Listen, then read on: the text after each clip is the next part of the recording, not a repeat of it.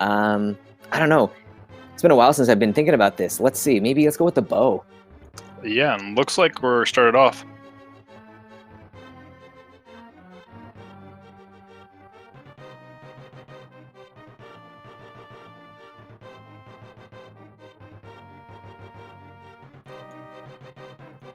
It's a quick map check there. I thought I saw a red crystal up on Hera. We've got a blue crystal down on Desert, and then green pendant on Yeah, Eastern.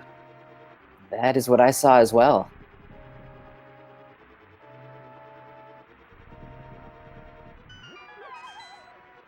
And I do like seeing the bow early on in these seeds just because of what it can do to routing, because you can immediately go to Eastern. But we're going to start with Samaria. Yeah, okay. This is not a bad weapon to start with in the escape sequence. That doesn't really slow runners down too much. No, it's one of the easier ones to use and one of the less forgiving ones if you make a couple mistakes. Yeah, definitely.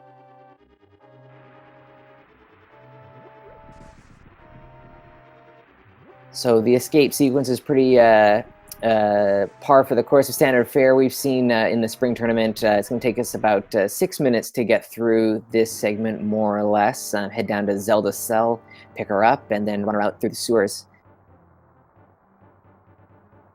Yeah, and then the one major thing we'll see some farming for bombs on these guards, because we do need some bombs to in those last 3 chests of the escape, but we need a bomb to get through the wall.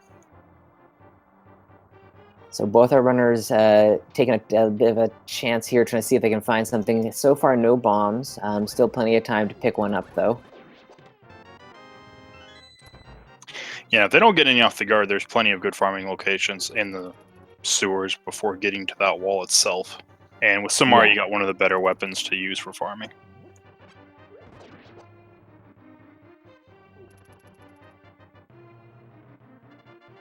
And as our runners are making their way down to Zelda's cell, just a quick shout out to our tracker today, Shandis, who will be clicking those buttons behind the scenes for us. Thanks so much, Shandis, for clicking those buttons. Clicking the buttons and keeping us honest when we miss something. Yeah, most definitely.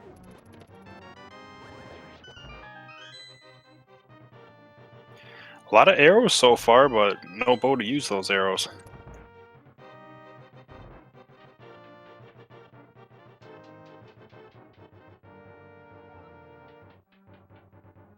Alrighty, so both of these runners are part of Group J. We've got 16 groups in this tournament here. Top 96 runners through our qualifiers have made it in, and these guys are in Group J. Firewoodking has raced 2 races so far of the 15 required, and he's at an 0-2 record right now, so a bit of an unfortunate start, and this is Tadaru's first race, so still plenty of room in the group stages to make something happen, and I'm sure these guys are both looking for a win.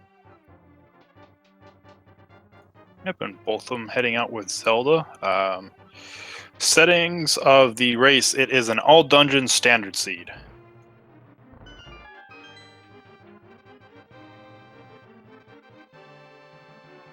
Yeah, so we see all 3 pendants, all 7 crystals, Aghanim 1, as well as Ganon's Tower to finish this one off.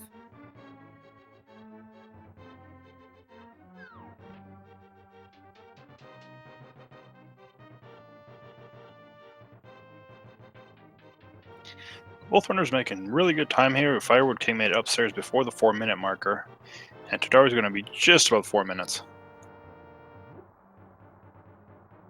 Yeah, the only real difference so far is Tadaru had done that map check right off the bat there, and Firewoodking did not, so that was probably the only reason why he's just a couple steps behind.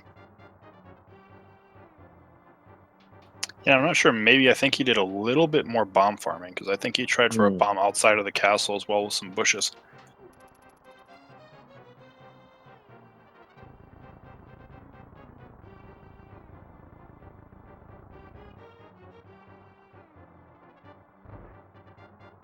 Alrighty, so we're into the sewer section. Still haven't seen any bombs yet, but these rats and the snakes in the next room for Firewoodking hopefully will drop something for our runners.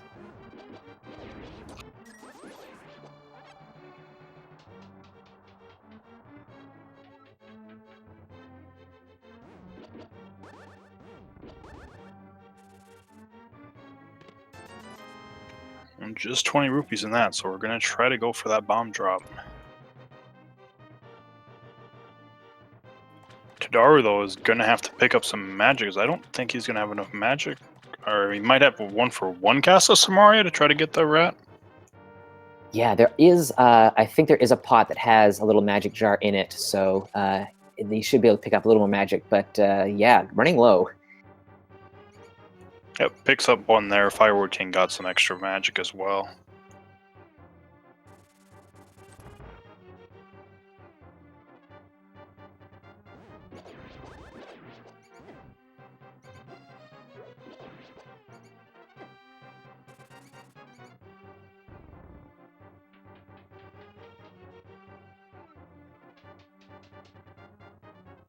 Yeah, it looks like no luck for both our runners here. That's unfortunate. It's always a bad feeling to leave the escape sequence without having those 3 chests checked. Yeah, because you're always going to assume that your opponent got the bomb drop. So now you're going to think, okay, I need to make it back here at some point. And if you don't find power gloves, you've got to walk all the way back through that sewer again.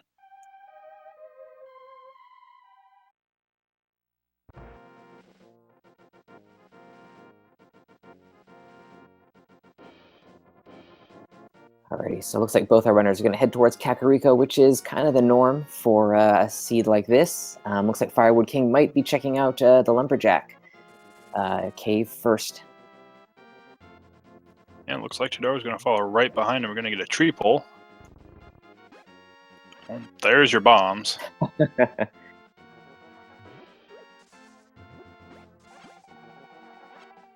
And bush crabs with the full magic.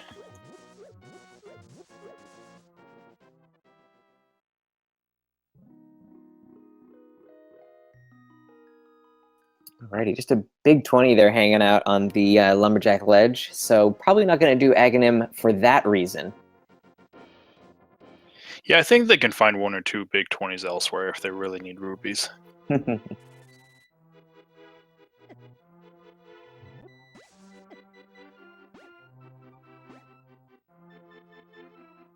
Speaking of big 20s, there's another one in the mushroom spot.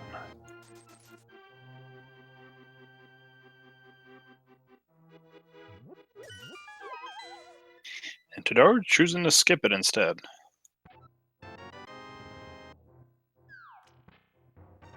And we've got flippers. Yeah, how about that? That's nice. It opens up a couple more locations for our runners to check when they head down to the South Shore. Yep, and no having to worry about doing like a fake flipper if they find the moon pearl that checks those locations. Completely within logic now.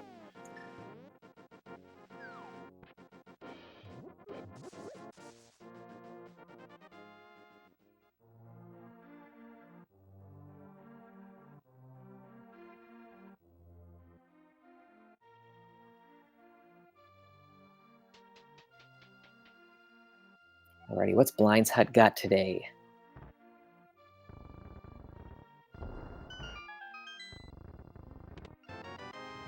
Ugh. More arrows. Couple big 20s. Oh, there's the power gloves. That's nice. Runners won't have to run the long way back through the Hyrule Castle sewers to pick up those 3 items in the back there. Yep, and I'm sure they're both thinking about it since it's nice and fresh, so maybe even after doing a save and quit when they're done with the race game as usual, then we'll see save and quit right to Sanctuary to kind of pick those up right away and get them out of the way.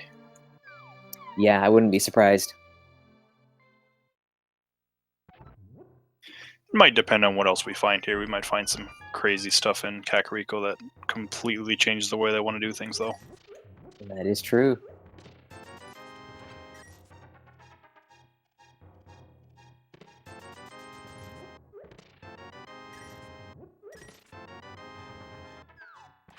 We got our first medallion. We got the bombos.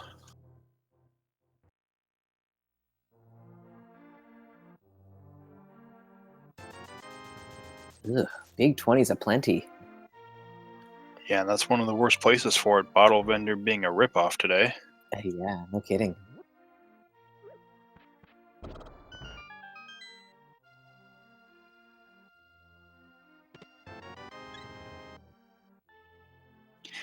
our first heart container of the seed.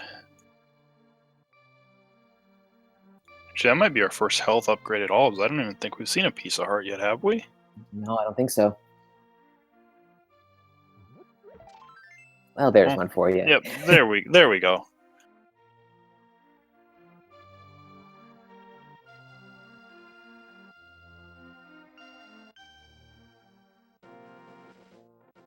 So really not too much else to speak of in Kakariko. So that glove probably going to get our runners to go save and quit to Sanctuary, like you said. Yeah, and we saw our first bottle there. But we're going to need boots if we want that one. So hopefully there's another bottle.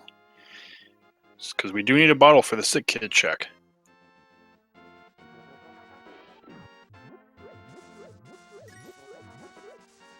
Interesting that both runners are choosing to do the maze here blind without checking the item first.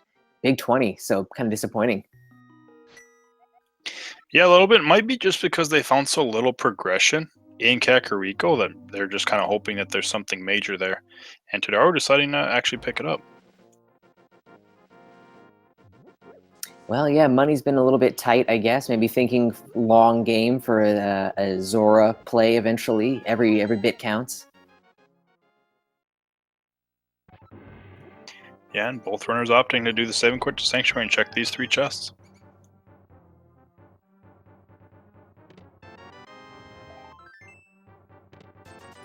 Ugh. Only one had to be the map, but just 20 and a piece of heart. Yeah, nothing good there. So now Firewood's starting here at Sanctuary again.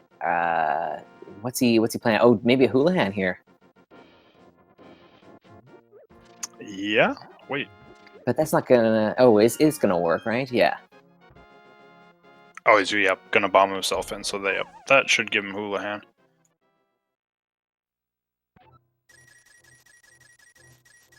Which is a really good decision, because now he should only need a few rupees from the chest he's going to check, and then when he finishes the South Lake Hylia, he'll be able to run up and check Zora and actually pay Zora off as well, where Tadaru is going to need to get some luck and get some big rupee drops. Yeah, it's actually pretty good thinking there, because we've got the flippers so early on. He'll be able to route in some of those, first flipper locations, and then, as you say, head right up to Zora and pay him off as well.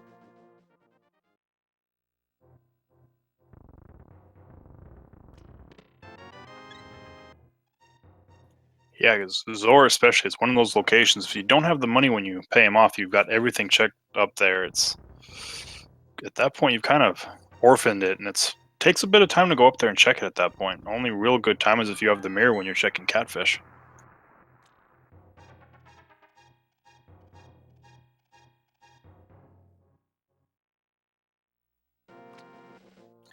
Seraph's Song in Houlihan, that is not actually a hint tile. That is where the winners of the previous tournaments have been, or are currently.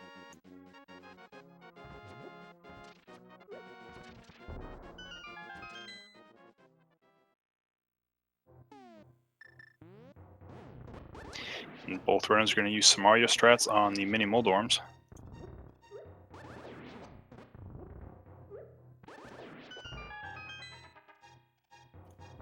There's our first bottle. We got a few rupees, some more rupees, and our blue mail. So those rupees put Firewood King over the top there. He's got over 500. He'll be able to pay off Zora.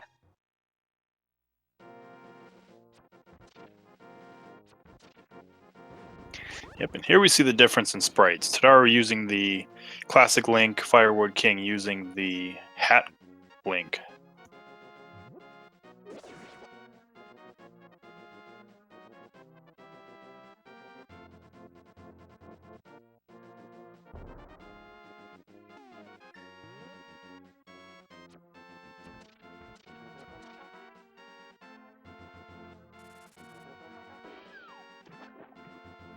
And both runners made nice use of understanding they have flippers, so they can kind of skip those crabs.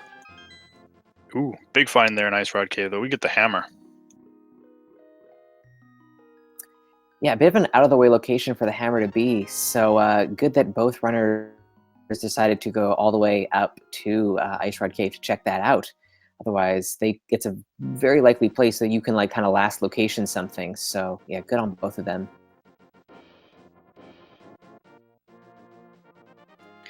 Yeah, the only thing with the hammer is right now it doesn't open too much for us up at all. Still kind of stuck with what the flippers unlocked and Power Glove.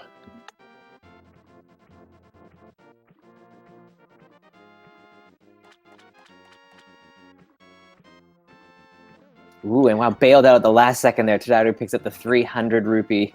Yep, I saw that. It's like bailed out. Got the 300 rupees, so saves a little bit of time then because Firewood King did the hula hand, but we'll see what happens. Still gonna need a little bit of rupees. There's a 5 rupee. We're probably gonna be skipping that one. So I think at this point it's either got to be Zora or Hobo or both that has something, or I guess we got Eastern too. Eastern areas there.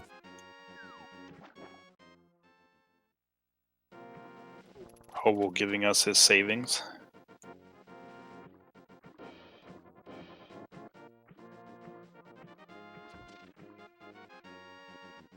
And what do you know, Zora's a ripoff. Yeah, right? Not a good return on investment there. I mean, I guess at least the bottle vendor and Zora are giving out equal payouts, you know. 1 for 5 rupees.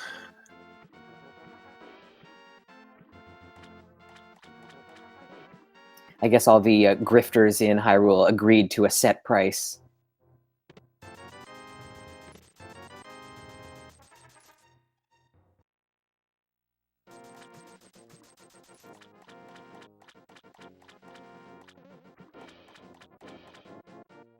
So I guess we'll see Eastern Palace area after this, I would imagine. We've got Sahasrah's hut, which is going to have 3 items there, and then Eastern Palace, which they can't full clear yet because we're missing the bow at this point, as well as, I guess, in logic, the lamp.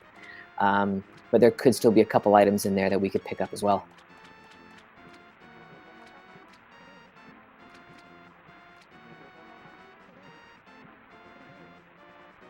Yeah, it's the only other location we have, which I'd be surprised for one of them to check that before going to Eastern would be Agina's Cave. Yeah.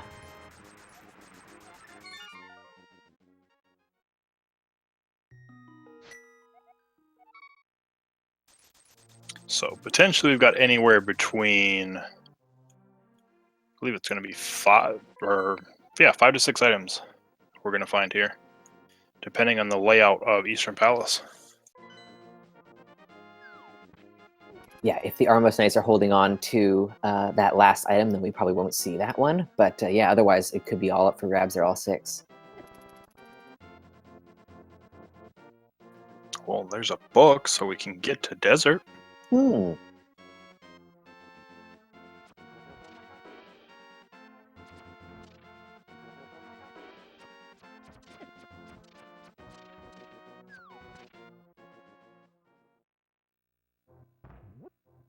Alrighty, so Tadaru is heading over to Eastern Palace, gonna check that out. Not baited by the book to head towards Desert quite yet.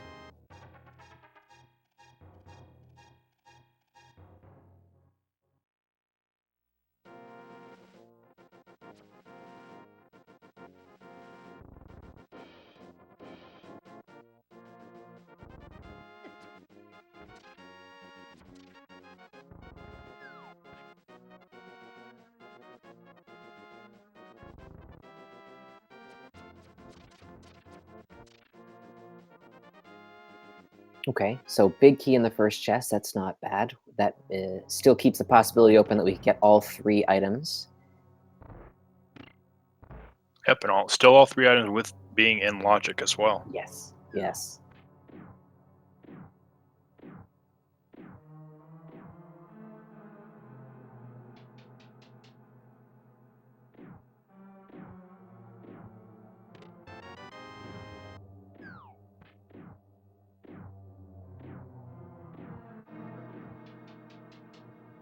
Yeah, I mean, we're still missing, with the access to desert, we're still missing a way to clear it because we do not have a fire source as of right now. We've got the weapons to beat the land Melissa if we can get back there, but we need a fire source, and then we would still need it to where we do not find that any keys on the torch.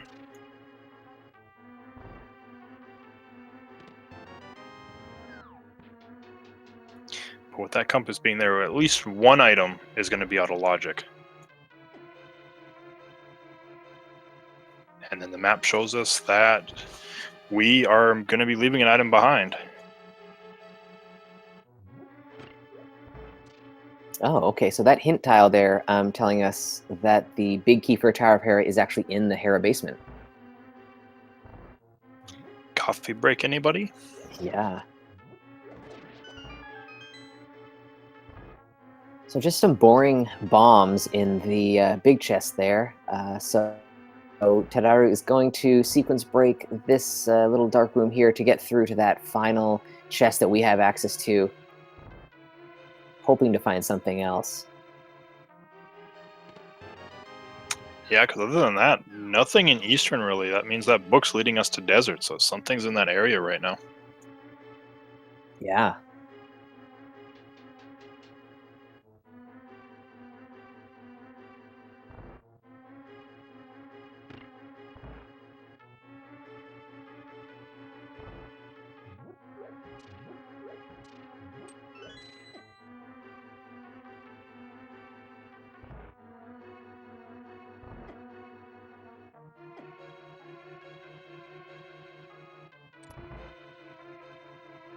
If they both make it through those dark rooms.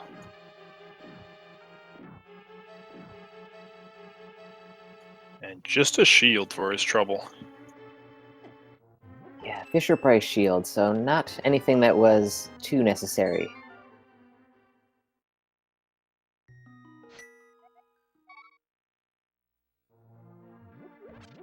So we'll see where that book. We know where the book is going to lead us, but we're going to see what it leads to. If anything, maybe Gina is the one who's holding all the value right now. Mm-hmm.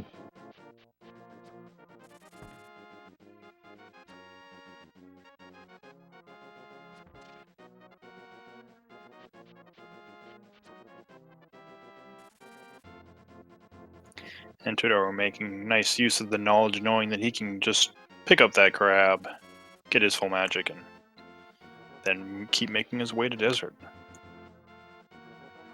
Yeah, that's a really... Oh, there's the mirror. Okay, so Desert Ledge is definitely a thing we're going to want to take a visit to.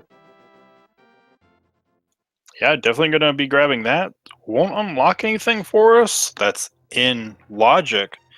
But we would be able to sequence break up Death Mountain and at least actually check everything in Light Death Mountain now. Ah, well, and there's our lamp. So that is going to bring Death Mountain into logic.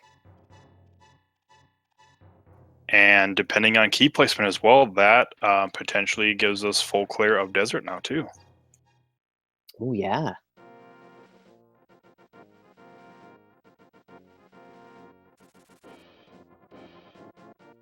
But with the Ether Medallion there, we're more than likely going to see some kind of key here. So this is boots locked.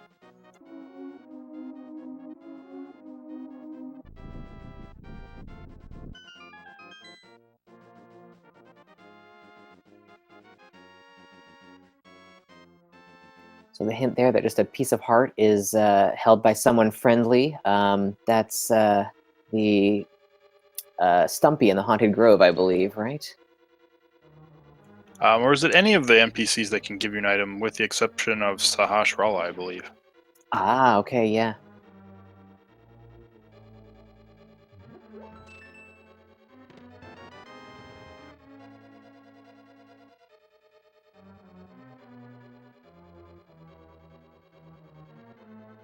But yeah, so book leads us to desert to get the items to go up to Death Mountain.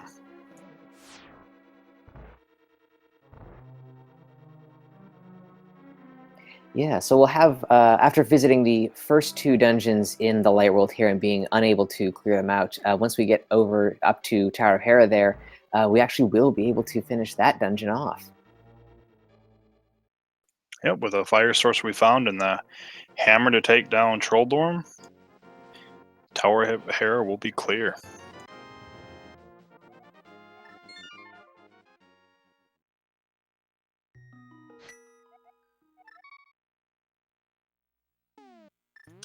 Yeah, so far the seed's been really linear, not, really much time for any kind of deviation between their routing or anything like that, so just the same route. We'll see. Hopefully, maybe that'll change when we get to Dark World, because I'm guessing we're probably going to find our Dark World access up here. Yeah, and that's when this seed will really hopefully open up to some variety here. Not that runners kind of going in lockstep is a bad thing. We get to see a real match of their execution. So either or is kind of worth watching.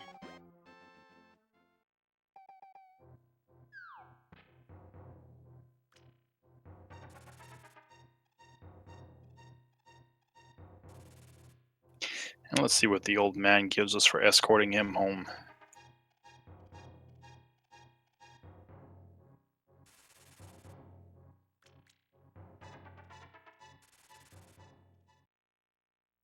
Our first sword.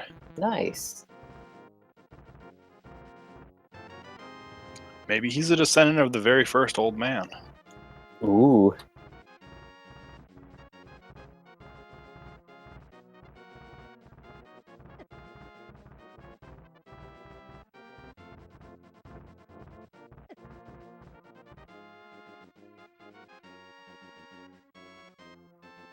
Ooh, Tadaru's just going right for the item inside Spectacle Rock without checking what it is. And so is Firewood King. Interesting. I guess because the hint tile is there as well. Yeah, it seems to be something I've noticed happening more often. Even if it's a worthless item, you get that hint tile.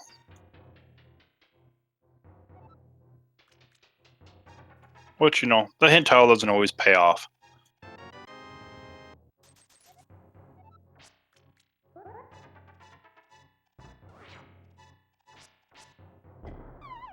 We just barely missed the bomb jump there.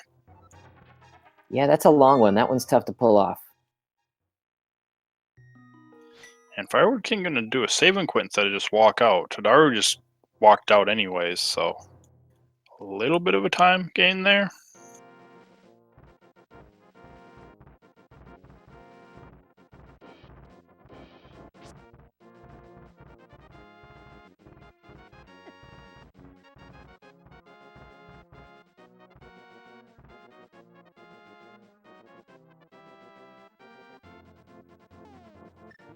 So Dark World check here. We've got the red pendant in Skull Woods, blue pendant in Misery Mire, and the 6th crystal was Palace of Darkness.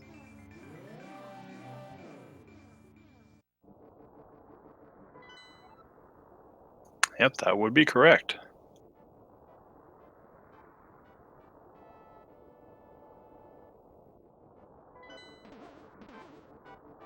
Get a check on the tablet there. We've got 3 bombs.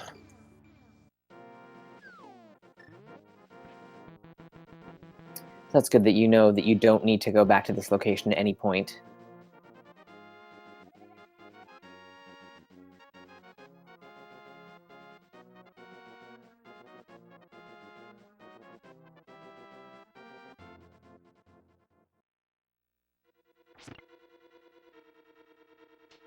Alrighty, so a fake hint there with the green text. Doesn't offer our players any advice at all.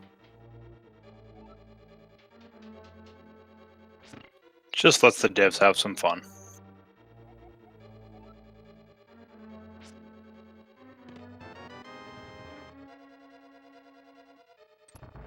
And Tadaru's going to get his coffee break.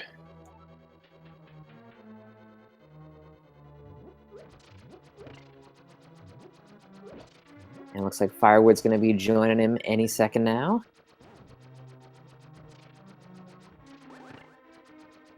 Yep, and Firewood gets his.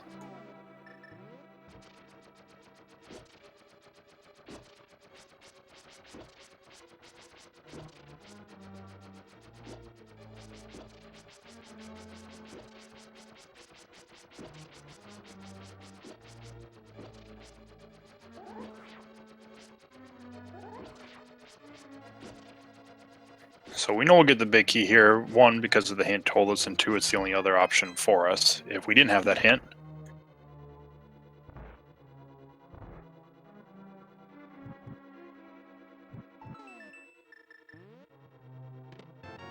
So I didn't happen to see what was in the first basement room of the dungeon here. Was that an item or was it a dungeon item?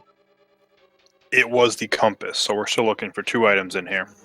2 items still available. Okay.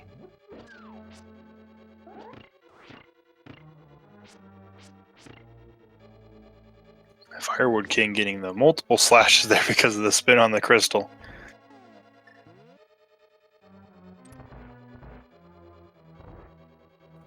Alright, we got the triple bombs. Magic mirrors in plain sight. No, thanks.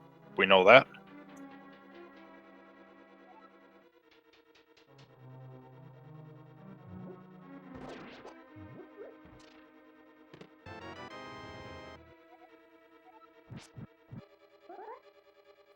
Firewoodking gonna... Oh, go ahead. Oh, I was going to say probably exactly what you're going to say. Going for the bomb jump here, which is going to save him a bit of time. Yeah, we are going to see pretty much simultaneous Troll Dorm fights.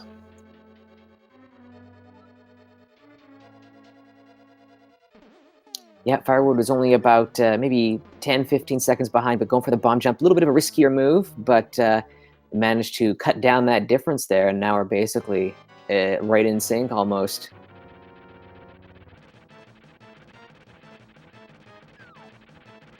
I'm just going to take 3 hammer hits to that tail.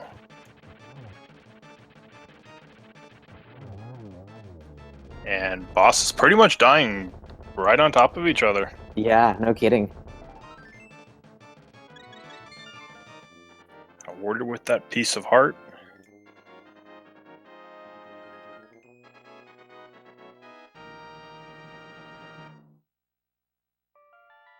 So I guess there's got to be something hanging out on East Death Mountain that will kind of progress this seed forward. Yeah, and I'm gonna guess it's almost has to be the Moon Pearl, because the only other things that really open anything for us would be boots or like the bow at this Yeah. point.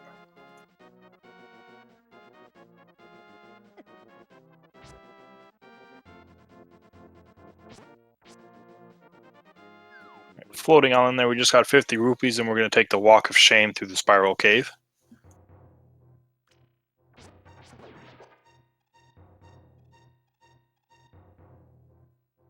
Oh, wow, they are right in sync right now.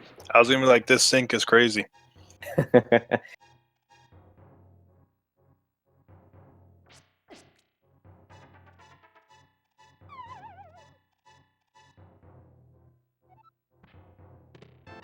Yep, there's the Moon Pearl. Good call. Because I guess the only other thing they really could have found up here, if we didn't find the Moon Pearl, would have been either another sword or a cape. Not that it really matters if we have to kill Aga 1, because they're going to have to do it eventually anyways, but that would have been Dark World access, and even then we'd be looking for a Moon Pearl still. Yeah, right.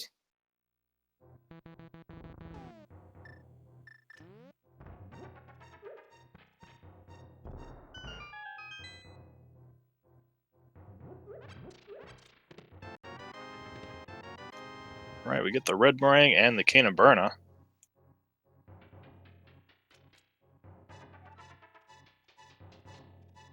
And we'll see these 5 chests, and then at that point, we'll see if we get some divergence between the 2 runners at that point, because we'll be going to Dark World. Alright, so the only major item in these 5 looks like we got the magic powder, though.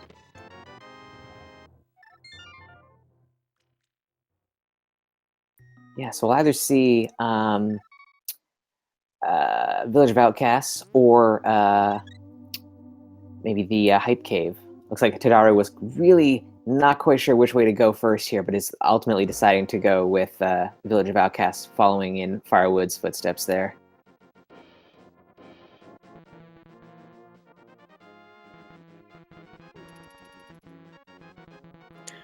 Yeah, I know some people like to go to Hype Cave first just because it's really quick to get to and there's those 5 items in there, but recently it just seems more often than not Hype Cave is just not really holding anything. Nah.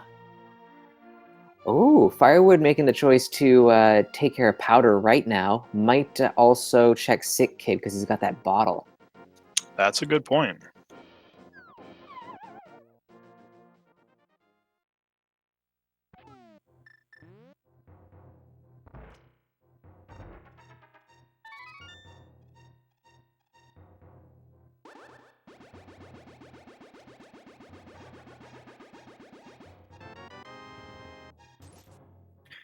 Just a bloopy, though.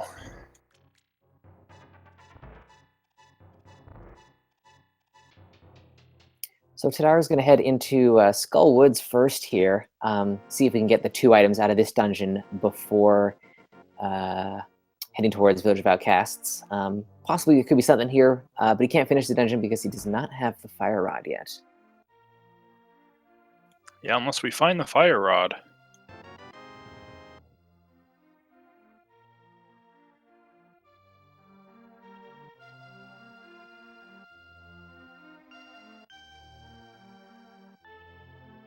So I remember when Skull Woods, I think it was I want to say V27, when it's just like Skull Woods almost always had something. Yeah, no kidding. There was a time when it definitely was always the place to check.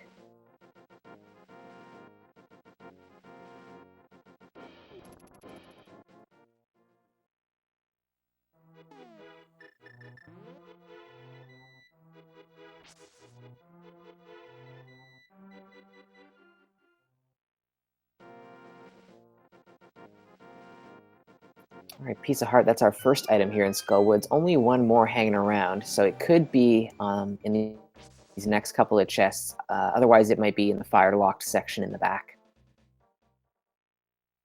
Well, there's a key. Got 1 more chest once we pick up a big key here.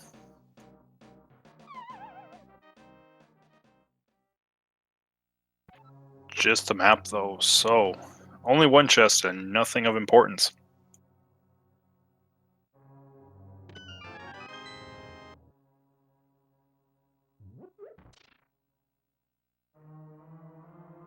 Gonna take a look at the bumper cave here first. Always a good little piece of info to have. 300 rupees, so probably not gonna go for that. Nope, and Tadaru's gonna skip Graveyard Ledge for right now. I've kind of seen some recent races where it's like Graveyard Ledge seems to be holding a lot of value recently. Like I think the last 4 or 5 races, there's been a major item there. Ooh. We'll see if that pattern holds true in a little while when one of our runners eventually gets over that way. But it is one of those checks that's a long way out there, and you really don't want to go all the way for, potentially nothing.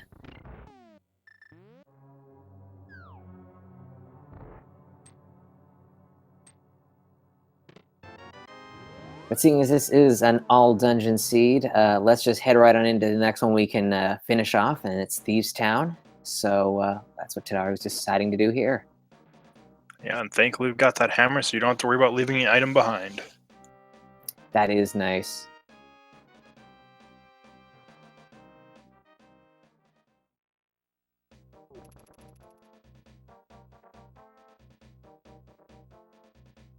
Nobody's gonna say no to a Master Sword.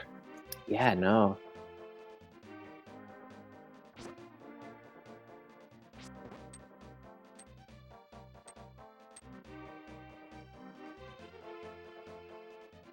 Alrighty, 2 more chests in the front 4 here, and then we'll head a little further into the dungeon. Yeah, I believe one of these has to be the big key, because I don't believe that first chest was big key. Ooh, so we got Firewood deciding to go for Graveyard Ledge. We'll see if he goes any further. I've seen some in the chat talking about maybe going to Catfish as well. We'll see how far he decides to go after this check. Yeah, I could go Catfish and then come back down and head in a pod right away.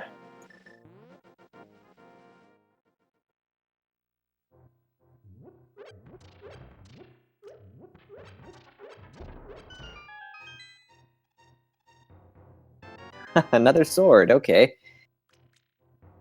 Well, I guess I would consider that a major item, especially if we don't find another sword. And Tadaru doesn't check that. Tadaru's going to stay with Master Sword the remainder of the seed, where Firewood King is going to pick up that Tempered Sword when he runs through Thieves Town himself. And I mean, that can make all the difference. In one of my races, actually up against my good friend Mentos Man, I had Tempered Sword, he had Master Sword, and that was the difference maker that gave me the win there. So it's definitely worth having that better sword. Yeah, I mean, especially with how right now it doesn't seem like it because we've had so much divergence compared to what it was when we were in the light world.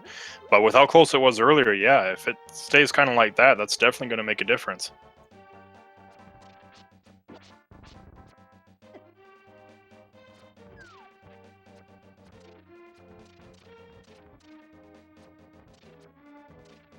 Yeah, so for people just joining in here, this is Firewood King and Tadaru's first match against each other, and this is Tadaru's first match in the group stages at all.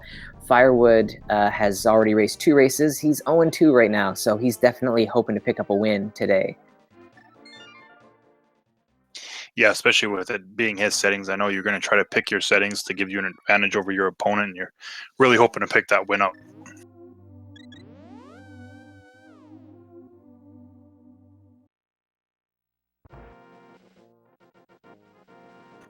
Yeah, Firewood King did go all the way to Catfish, just a piece of heart there, so he left that behind.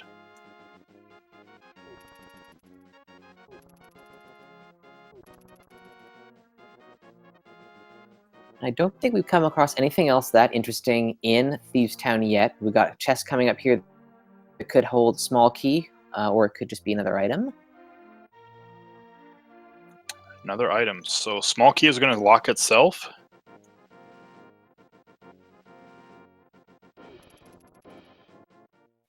And blind will hold the last item of Thieves Town.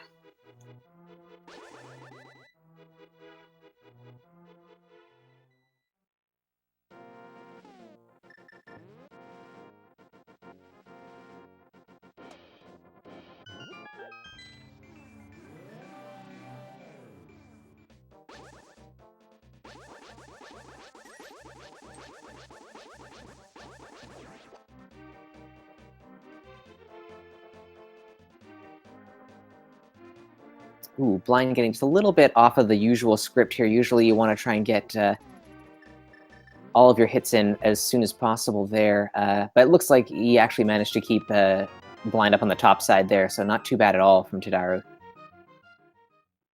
Yeah, I got away from him a little bit, but kept it, so didn't have to worry about him going bottom or anything like that.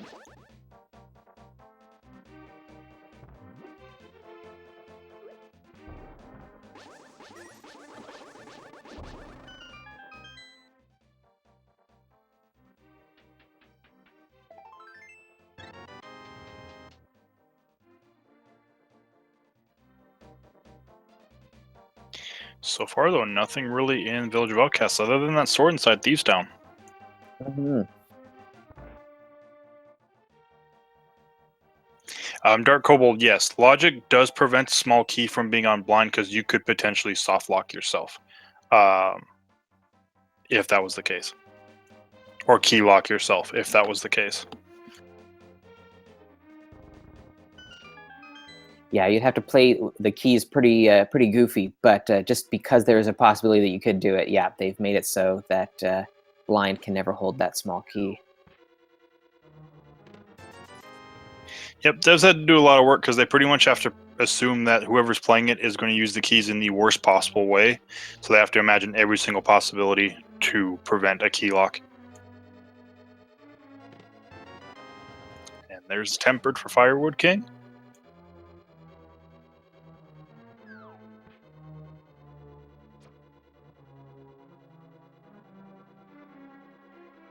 Looks like Tadaru's going to take care of Magic Bat now, and that'll be his last thing that he can check in the Village of Outcasts, Kakariko area. Likely going to head down towards Stumpy, Cave 45, and then Hype Cave after that.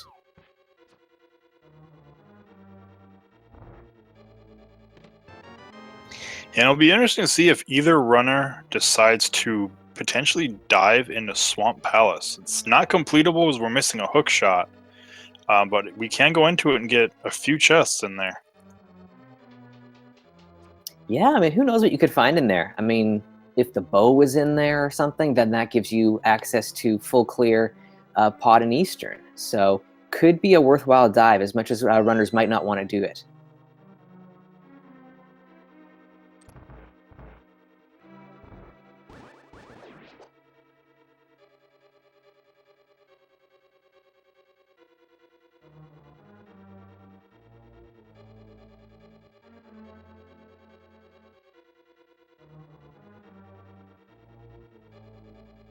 Yeah, bow or even something, like a hookshot somewhere inside of its original dungeon. Oh, that'd be mean.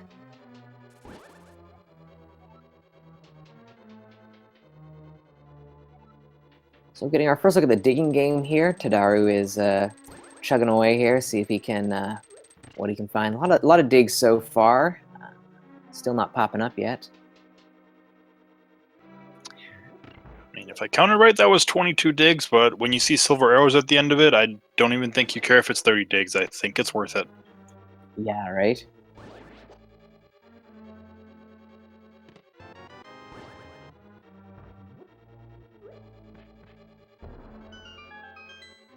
Walther, the starting weapon was Cane of Samaria.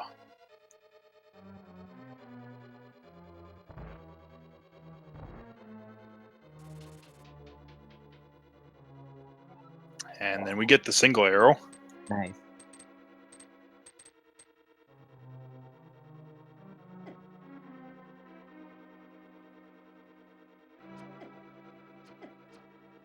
The game has been just giving them so many arrows. I'm sure they both are just wishing to find that bow now.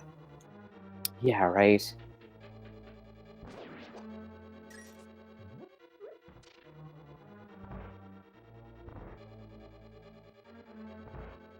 So it's off to Hype Cave we go. Still haven't come across anything of that much importance towards progression, at least in the seed. So we gotta come across something soon, I'd imagine. Oh, Tadaru gonna say no to Hype Cave for a little bit. We're gonna get a check on that tablet. We're gonna see what's actually on it and get it. Good time to do it. You're already kind of making this run towards this part of the world. Might as well just check it off the list.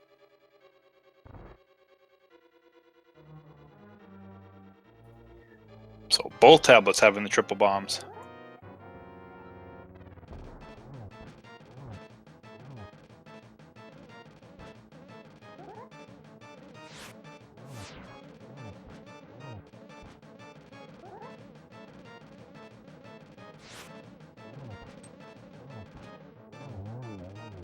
And Firewood King, I believe he pretty much stayed on script that entire fight. Yeah, that was pretty much textbook right there. That's how you want to do the blind fight. Just excellent work there.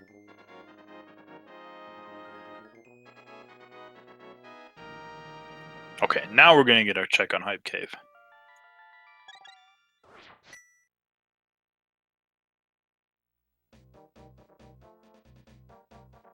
Piece of heart to start it off with. 20 rupees. Another piece of heart. Titan's mitts. And the flute. I'm gonna have to give that a 10 out of 10. Yeah, given the way the Hype Cave has been the last little while, that's definitely a 10 out of 10 for Hype Cave today.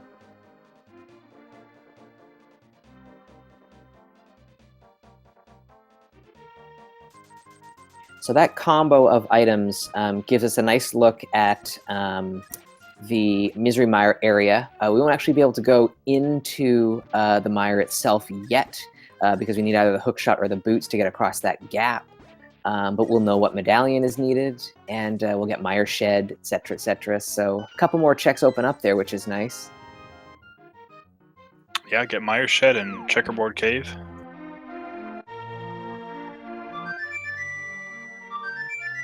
And with a quick switch of the audio there, we've got Tadaru playing the Hylian National Anthem for us.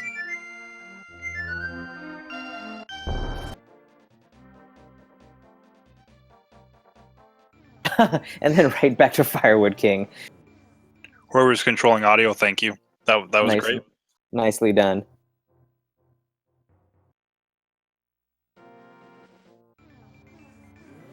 Oh, it's our wonderful tracker, Shandis.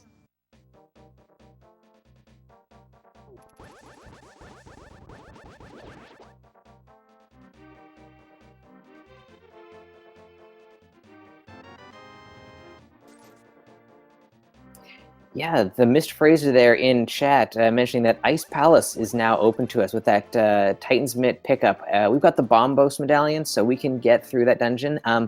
It's likely not necessary that we need the hookshot to get through there. If our runners run into a situation where they might need it, then they can just choose to bomb jump instead. So could full clear that. Yeah, and I mean, even depending on key placement too, hookshot's not even considered as part of the logic if you find a really early small key. Yeah.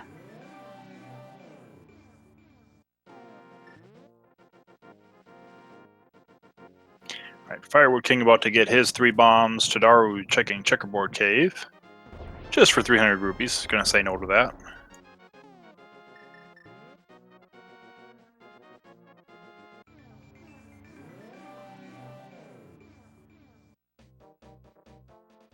Oh, he's choosing 8 here. So is this Ice Palace? Could be. This looks like the Ice Palace play.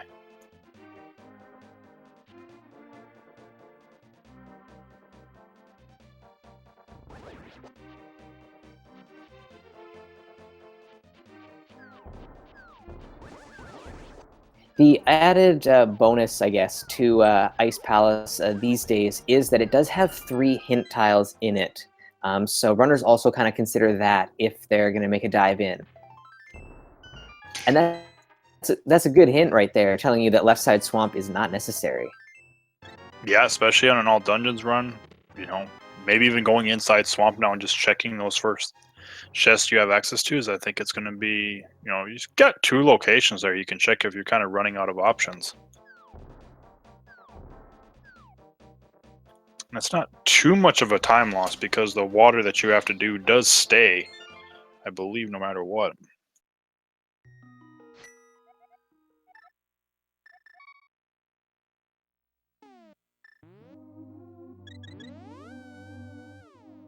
Making use of that Bombos medallion there to take care of all the Pengators.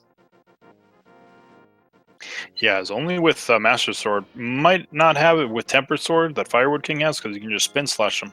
But without that, yeah, saving some time.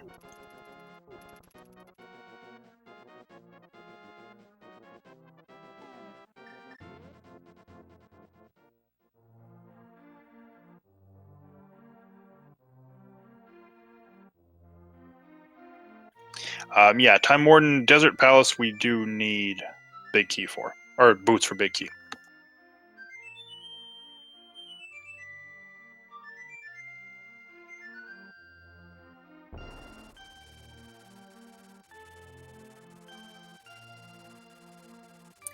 And another hint there, telling us that the Cane of Burna is in the Paradox Cave. Hey, we already knew that, so that hint, unfortunately, not too much use.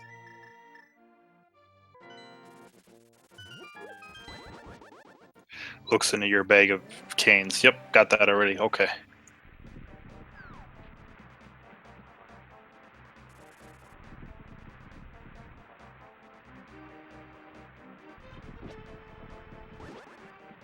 Yeah, another quick check there on Firewoodking's side, but yeah, definitely an Ether Medallion there.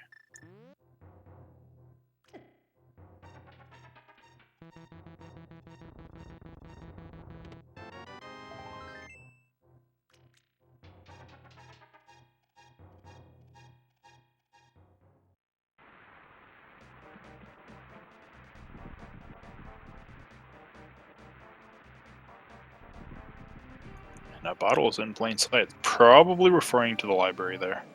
Yeah.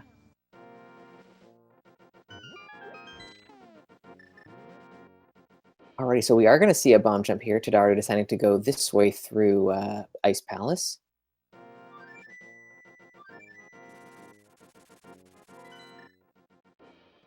And this bomb jump right here by no means is easy. This is probably one of the more difficult bomb jumps there is.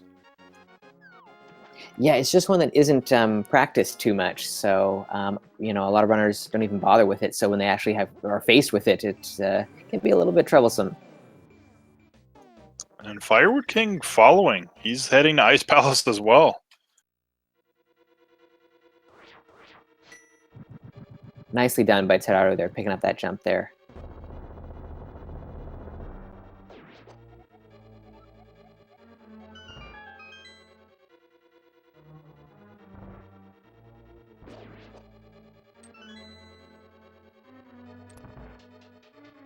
And we don't know right now if this is in logic, because there was one chest that was skipped as of right now. If there was a small key in there, this would be within logic, but if it wasn't, then none of these chests right now are within logic. Yeah, so we'll find out the answer to that in just a little while.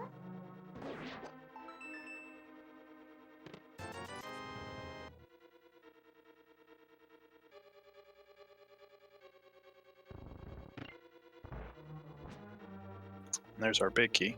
Xantamoon, he didn't hookshot because we are missing the hookshot.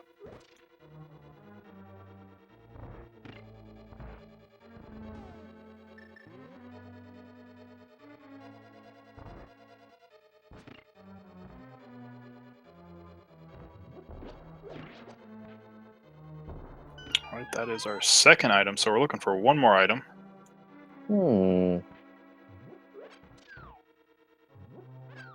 Which I actually think this small key here, or this chest right here, is going to be a small key if I'm not mistaken.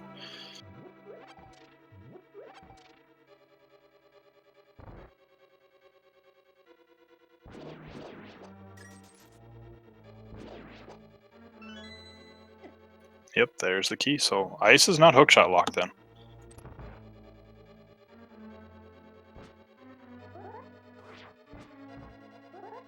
Good job by Tadaru to remember to bomb that hole to get to the big chest there. Often runners are going to come in here with the hook shot and use the little block skip with the hook shot.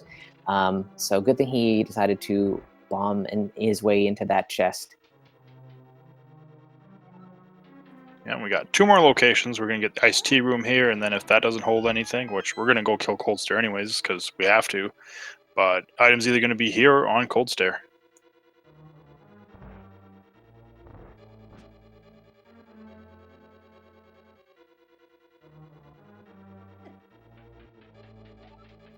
And Coldstare it's going to be.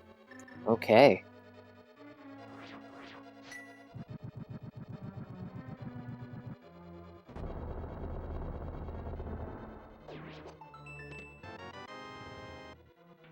So Firewood King decides to go this route, gets that small key, so he's going to be able to skip the bomb jump. Yeah, this will probably, in the scheme of things for this dungeon, probably work out in his favor. Saves a little bit of time, I think. Yeah, he'll gain a little bit of time, because Tadaru, he did get the bomb jump on the first try, he fell once, but it took him a little bit to set it up, whereas Firewood King just kind of was able to run through everything.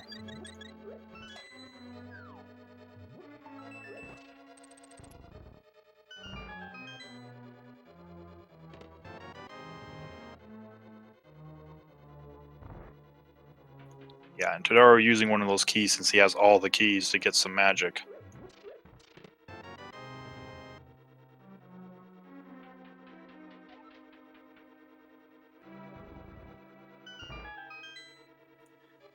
But, was only using bombos, so really didn't need that magic, because not going to be able to use it for anything else except, I guess, maybe Cane of Burn if you're worried about survivability. Yeah, I suppose that could be the reason why.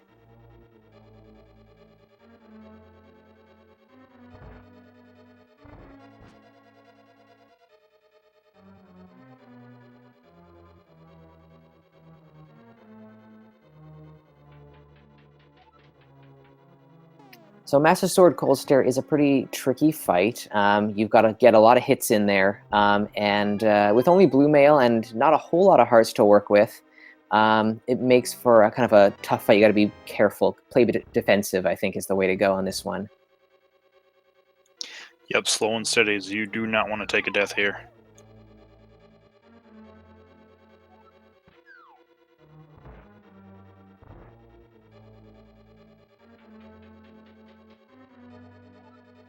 We did see Tadaru there try and use the blue cane and also do a sword spin, but unfortunately, when you're using Cane of Burna, you cannot perform a sword spin.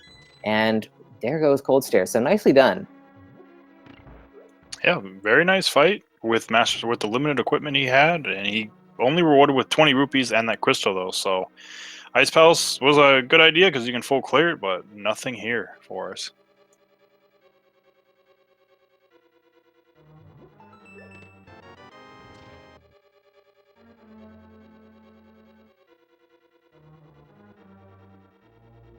So now I wonder where our runners are going to decide to go. Yeah. I'm thinking that Pod might not be bow locked at this point, and heading in there might be worthwhile. Yeah, otherwise, I don't know. I don't know what they might do.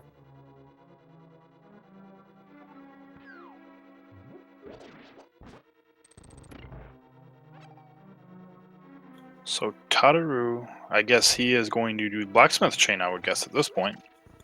Ooh, yeah, that's not a bad option.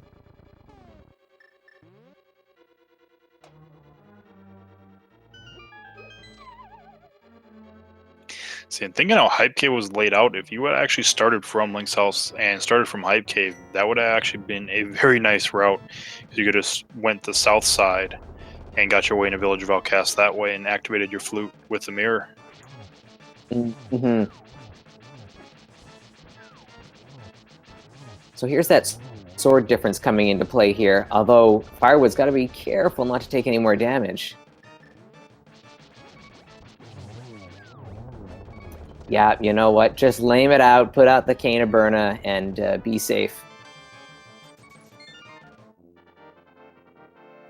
Yep, I don't think anybody's going to fault you for pulling out the Cane and Burner to make sure you get that fight.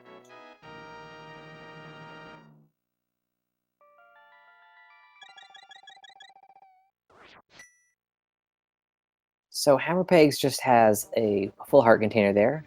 It looks like we're going to see Jeremiah head home today in just a second.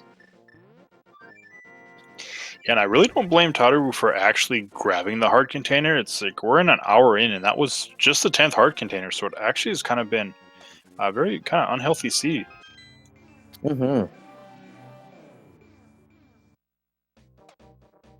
Meanwhile, we've got Firewood making my play here into Pod, so checking to see if it's going to be bow locked or not.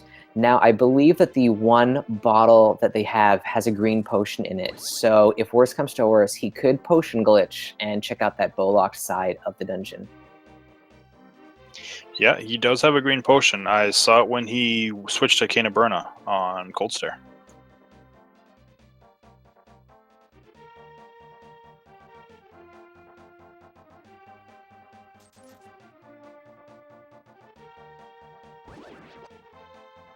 Ooh, so our third medallion hanging out with the purple chest. So that could be important if it's required for Turtle Rock. We know that Misery Mire is Ether to get in, so if Quake is TR, then that is definitely a good pickup for Tadaru.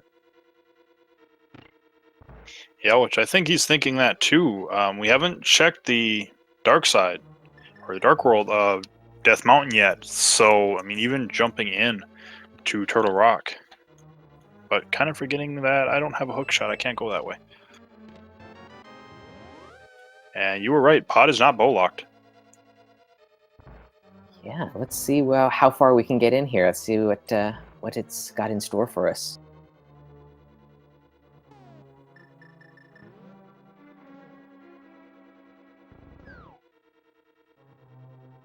I don't think we've seen any hints about Mire yet.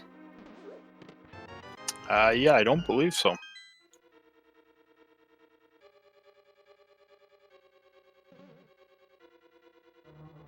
And the one thing about Dark Death Mountain, if you don't have the hook shot, getting over to that side just takes forever. So if there's something over in Dark Death Mountain, then this is great for Tadaru. But if he's making this journey and it turns out that there is nothing, then this is a bit of a time sink.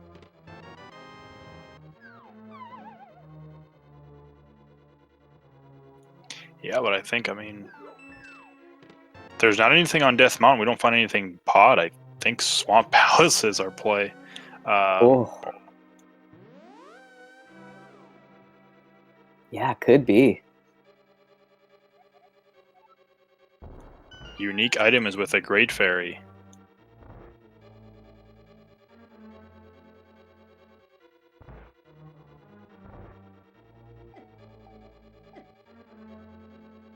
Firewood King taking a little bit of magic damage so that he can use his potion here in the hallway. And Turtle Rock was Ether, so that Quake Medallion not needed.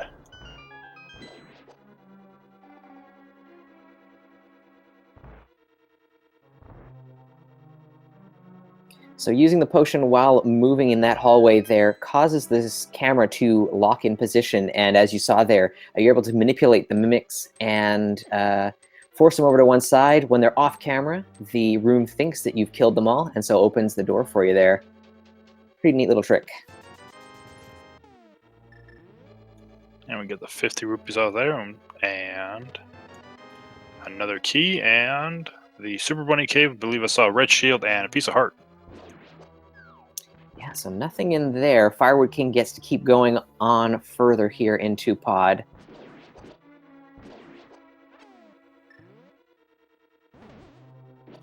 And with Tadaru not saving Queen, the only thing he's doing at this point, he's up here. He's going to head into Turtle Rock. He's going to dive it. Let's see how far he can get. If he keeps getting keys in the first couple of chests, then he'll be able to see how, a couple of items possibly here. Kind of, it's worthwhile seeing as you come all this way, so might as well take a peek. Yeah, it's typically you either can get pretty far in this dungeon or you get locked out right away. Oh, there's a key, so we can keep going.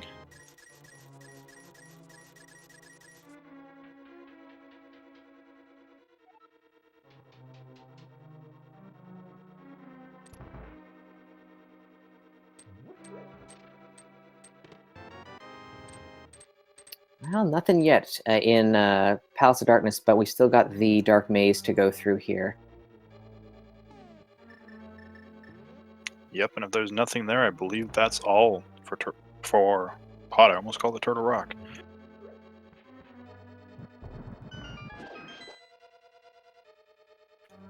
Oh, another key. We're going further. We got a heart container there in our first chest in the Dark Maze.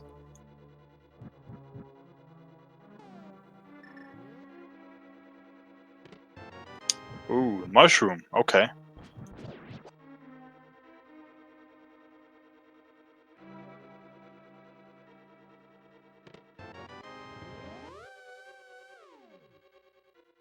Well, so Mushroom, I guess, was the only thing that we pulled out of there that might help Firewood King out at this point. So we'll have to see. He's going to quickly flute over there, I imagine.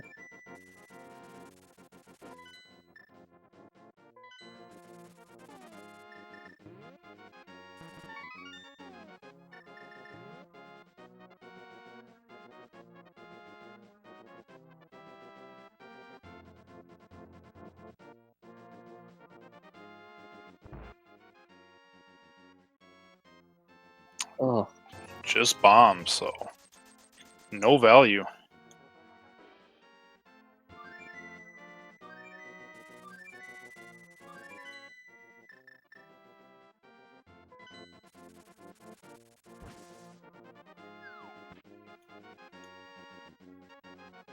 And another key. yeah. So I don't think that we've seen the big key. I believe the big key is locked on the by the fire rod in the first part of the dungeon. So we're just going to see Tadaru get to Mimic Cave, I think. I don't think he can go any further than that. Yeah, he is locked out because everything else is either fire rod locked or big key locked now.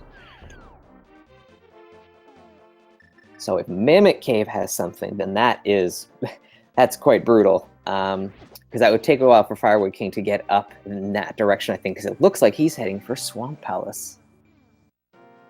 Yes, I would imagine even if we find something major in Mimic Cave, you almost have to think with how little they have left to check that they're gonna have to find something in Swamp Palace anyways, and it's gonna give you something. So how long does it take for Firewood King to actually come up here with if it's not something like the hookshot, where it gives you access to Hookshot Cave?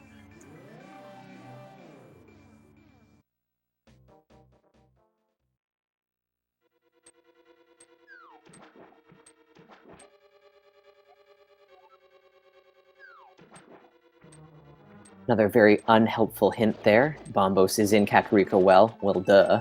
We saw it there at about minute 4 or so. I guess it's maybe about minute 10 because we did the escape sequence first.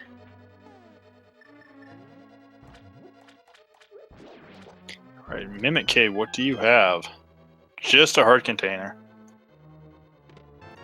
There's a fire rod. Oh, there it is. And Firewood King is actually going to leave after picking up the fire rod, even though he has access to one more chest right now.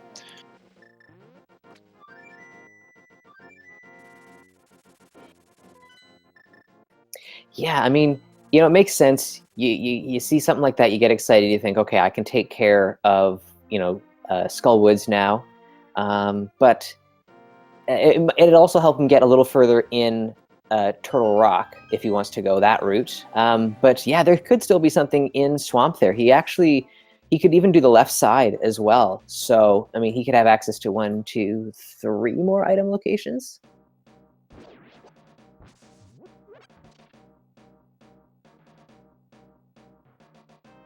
Well, yeah, he would have access to left side swamp, but we know from a hint that there was trash on left side swamp. So see, those hints just go in one ear and out the other for me. I completely forgot about that. Right. Tadaru is heading to pod, so we know we're not going to find anything here. We know Swamp Palace is the play to make right now.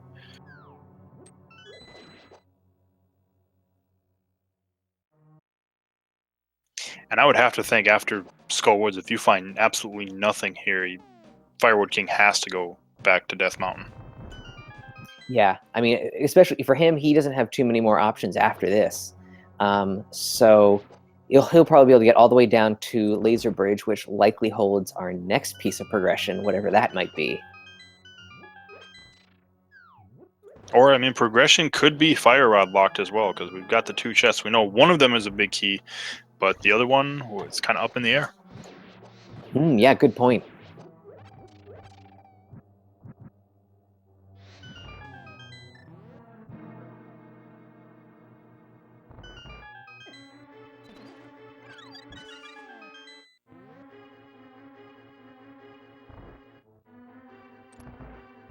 It looks like Tadaru might opt to just kind of skip doing the potion glitch here.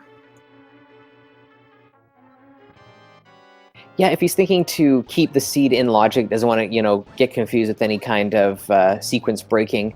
Wow, really great fight from Firewood King there. Yeah, that fight can either just be hellish or it can be really nice, depending on what Mothula wants to do. And Mothula decided he didn't want to stay at the top. Just kind of threw him on Firewood King's sword.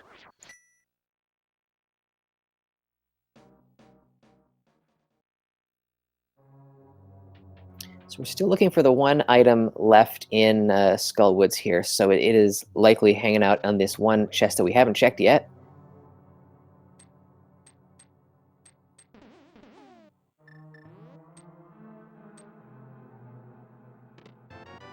Ah, yes, the big key. Okay, so it could be in the big chest then. Let's see what's in the big chest. Well, first we're going to get a ped check. Oh, nice.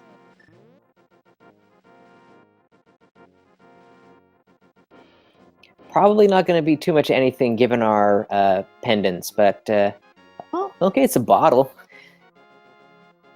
We got some blue goo. Maybe once we get close to the end of the seed, if our runners are really aching for something like a blue potion, then that might take our runners back there. But that's not likely, I don't think. Maybe if Tadaru decides to blind pull the pedestal or something later in the race. Yeah, I would see if he picks up the pendant from Skullwoods and that's his 3rd pendant. It's like, you know what? I haven't checked it. I'm right here. Let me just pull it.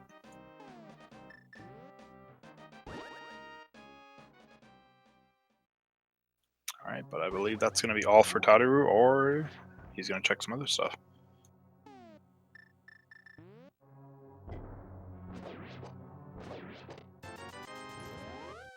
Just rupees and Skullwoods.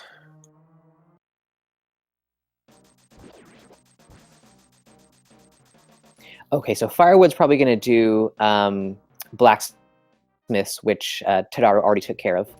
So we know we're not going to find anything besides Quake Medallion, which we don't really need. Then after that, then he's going to be thinking about Dark Death Mountain. Yeah, I'm pretty sure that's all he has at this point is Dark Death Mountain.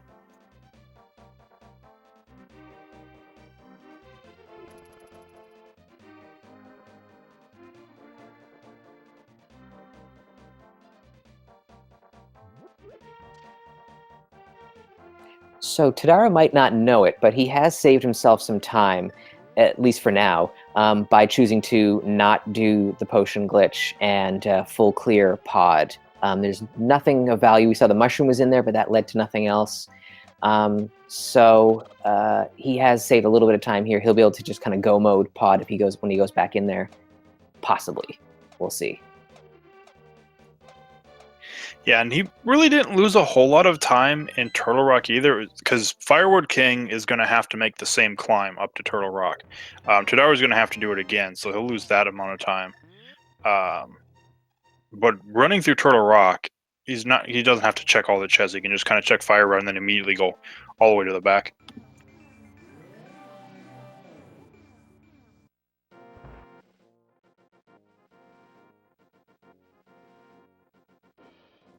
So Tadaru is doing Graveyard Ledge here. This might lead into Catfish as well for him because he has not done that.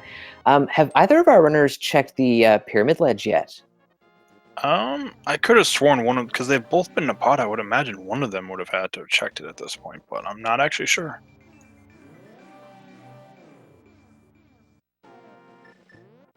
So no check of the Pyramid Ledge yet. That's interesting. That could be, an item in plain sight there.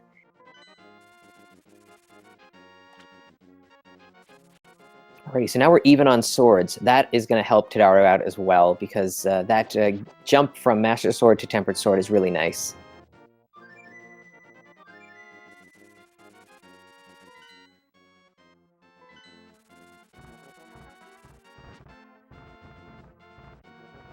Yeah, looks like Tadaru is going to be going to Catfish.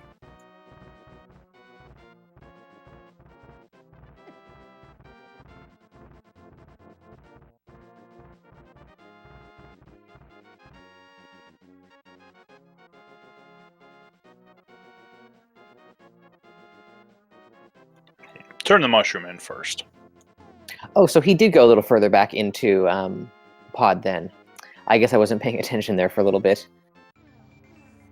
Yeah, I think he checked. I don't think he was able to check Harmless Hellway. He was able to check Dark Maze, the Dark Rooms, basically. Yeah, gotcha. Grease Monkey, Checkerboard Cave, I'm almost positive is 300 rupees, if I'm not mistaken. Yes, that's right, it was. Did Tadaru check Spike Cave? No, he did not when he was up there the first time. Oh! Oh my.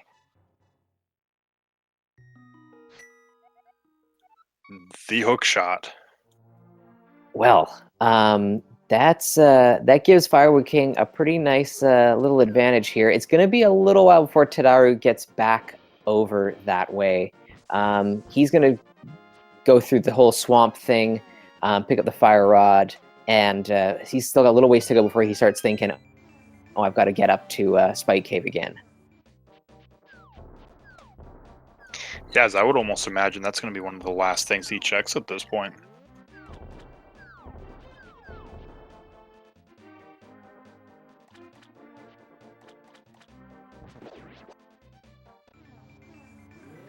But yeah, Firewood King making a beeline right for Swamp Palace.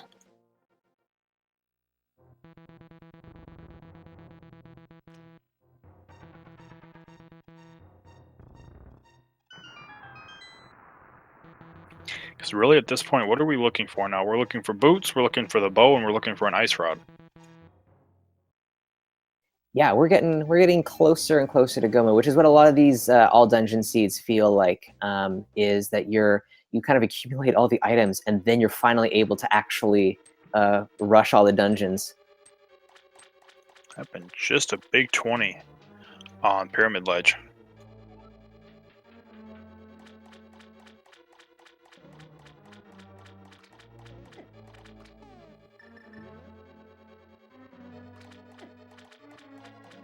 Okay, so Tadaru is heading into Swamp. He doesn't really have too much else to check anyways, so he's going to pick up the Fire Rod, and he's going to be kind of back on track.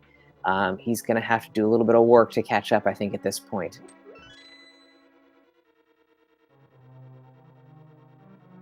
Yeah, he's gonna have to make some right decisions, and because I mean, even Firewood King, it's kind of linear unless he finds another major item here in Swamp. It's kind of linear what he's gonna have to do. If he doesn't find anything here, it's pretty much has to go to Turtle Rock at that point.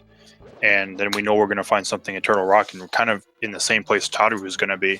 So at that point, Firewood King's gonna have to make some mistakes if it becomes just a straight linear seed now. Yeah, with the hookshot having been found, we now have access to Misery Mire. So that could be a little bit of divergence. If, Mire has nothing, Firewood King goes in there first, full clears it. Maybe Tadaru goes in there a little bit later and is able to go mode it. Could save some time, something like that. But yeah, a couple of little missteps might have to happen for Firewood King to relinquish the lead he's got right now. Oh, and that's a good place for that big key. Yeah, I'd take that.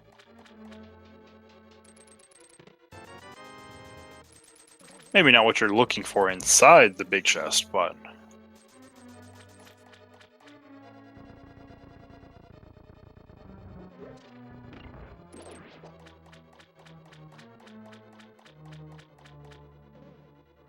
right, so Tadaru is going to continue, so he's going to get the 300 rupees, but at that point, he did get the hint about Swamp Palace and not having anything, so if he remembers his hints, he'll know once he picks that up that he can just leave. Yeah, let's hope so for his sake here that he doesn't decide to go for left side.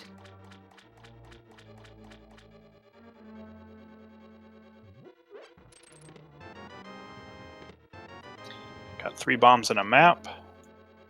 And I believe if I remember that hint correctly, we've got the compass on left side swamp. So the rest of these should actually be items. Yes, I think that's right.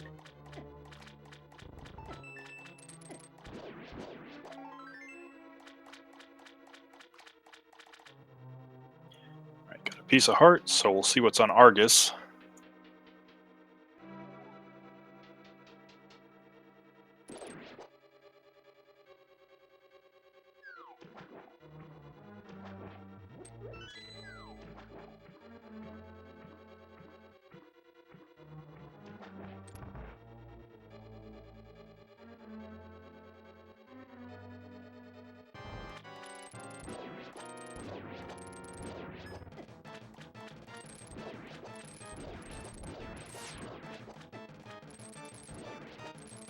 Okay, so Tadaru remembered the hint there that the left side was nothing, so is opting out now. Probably going to head over to Skullwoods first to use that fire rod on Mothula.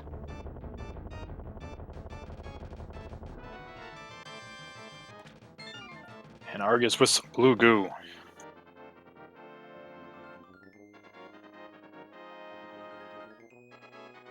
Yeah, pretty good fight there. Didn't cause Firewood King any trouble. So on to the next, I guess. Probably it'll be interesting to see if he decides to go Misery Mire or Turtle Rock. Which one he decides to go for is going to be kind of interesting.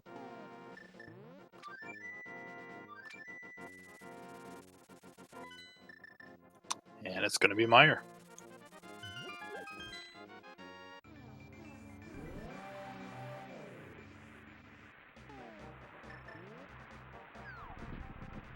Because you're getting to the hour and a half mark. You're halfway through the amount of dungeons that you have to take care of. You're starting to think, I've got to kind of hustle and just finish the dungeons that I can right now. So Misery Mire is one that we can take care of. Might as well just knock it out. Yeah, I mean, it's usually kind of that rule if you're doing just a regular seed where, you don't have to clear the pendant dungeons. If you can go to a crystal dungeon, you can complete it. Typically, that's just kind of your first order of business. With all dungeons, that's, kind of the rule, I would imagine. Just, I can go to a dungeon, I can full clear it, I'm going to go to it right now.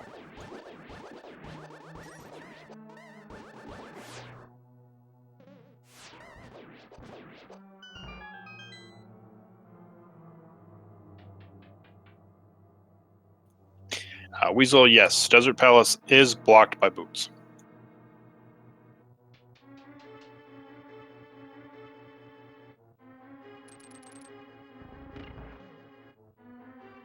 And the only argument, Firewood King would have for going up to Dark Death Mountain over going into the Mire. Mire has 2 items, where Dark Death Mountain, you're looking at 12 items, I believe, between overworld locations and Turtle Rock. The only problem is you potentially aren't going to be able to clear Turtle Rock. You'll have to go through it again. Yeah.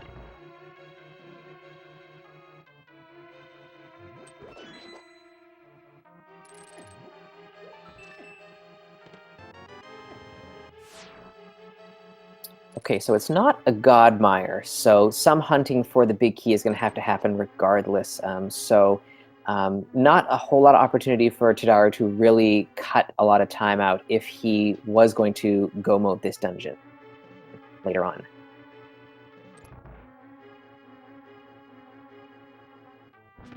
And we still haven't come across any of the items in the dungeon yet, and there could be progression in here. Meanwhile, Tadaru did take care of Mothulette nice and easy. Yeah, Mothra was nice for both of the racers today. Yeah. Well, there's our first item in the mire. We got some half magic. Nice find always.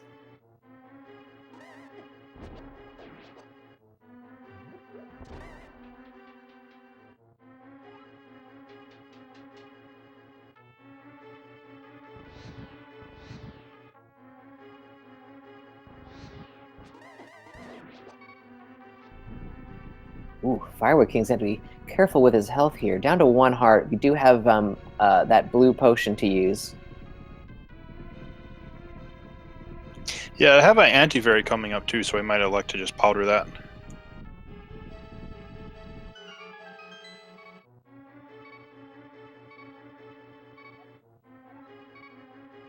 Is that our second some caches in plain sight hint? Yeah.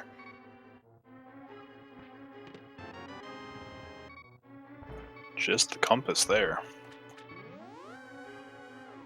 That is one of the most disappointing item locations to have to check when it reveals that it's actually nothing.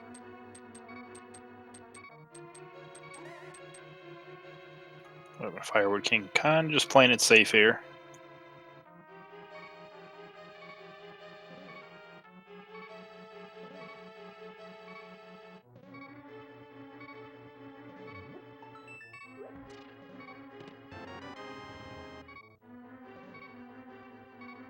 Alrighty, so we find the big key there. So we're still missing 1 item in this dungeon, so he's likely going to head over towards the big chest, take care of that, as well as the 1 small chest that's next door to it. Tadaru, please check Spike Cave while you're here, before you go to Turtle Rock. Yeah, please, man.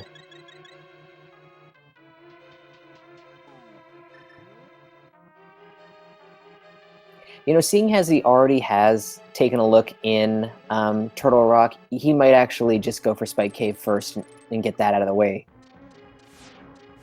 That's what I'm hoping. Okay, good. Nice. Alright, both items out of Mire, so no value. Well, we got half magic, that's value.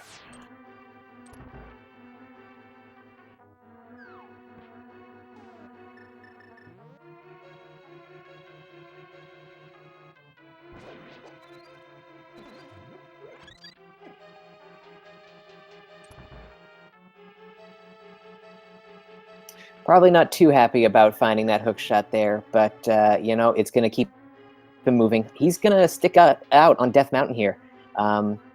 This is going to be interesting to see what he might find. I mean, we haven't found the ice rod yet. It could actually be hanging out in Turtle Rock. Or the hookshot cave. Oh, he's fluting out. Okay, fine. Oh, okay, never mind. I was going to be like, see, this might actually be a good idea, because if he would find something like Ice Rod, or even something like Boots, when he comes to Misery Mire, he can mirror and take care of both. Whereas Firewood King's going to have to come back, but because he's coming to Mire instead, he's going to kind of do the same thing. Yeah, it will be a little hard for him to catch up if he just sticks to following whatever Firewood King decides to do here. So he's got to, think about maybe making it a little bit more of a gamble, I think, to have any chance at this point. But based on what we know, something has got to be up in Hookshot Cave or on Laser Bridge of Turtle Rock. The bow, boots, something that would clear out the remaining dungeons that we have left to do. Yeah, so I mean, potentially, it's very likely we could even see, like I said, the ice rod, like you said, something major like that.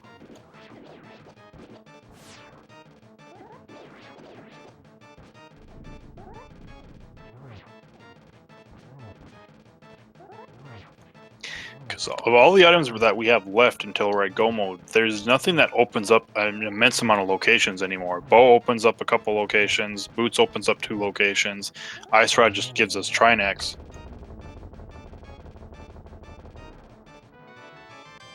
Yeah, really, especially because we have seen the bow-locked side of Pod. That was Firewoodking that showed us that. So that's not hiding anything behind there. So yeah, the items that we're looking for, they're basically just to complete dungeons with at this point.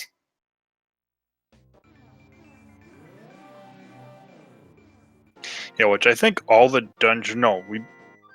all the dungeons I believe actually have. I think Armos has an item, Pod has an item on King Helmasaur.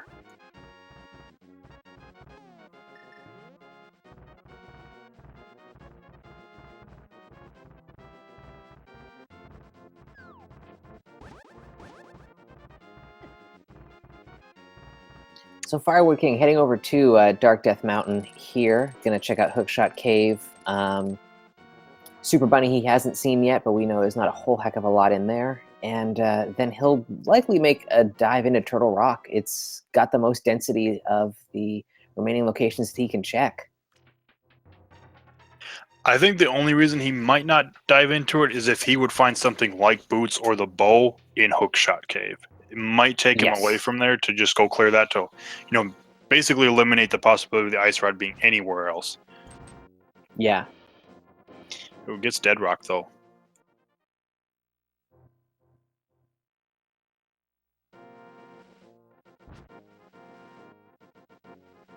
Ooh, just manages to squeak by that time.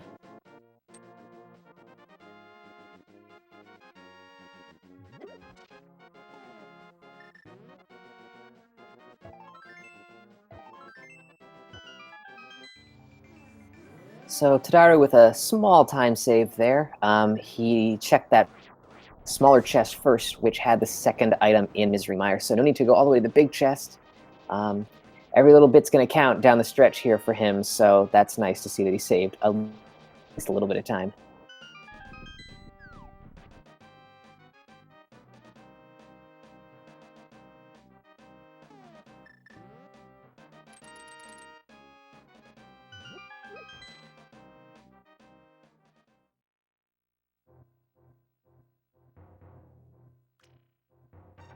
Yep, so Firewoodking going to get his red shield, and I believe it was a piece of heart was the other item in here, so nothing important here. But after this, we're going to see Hookshot Cave.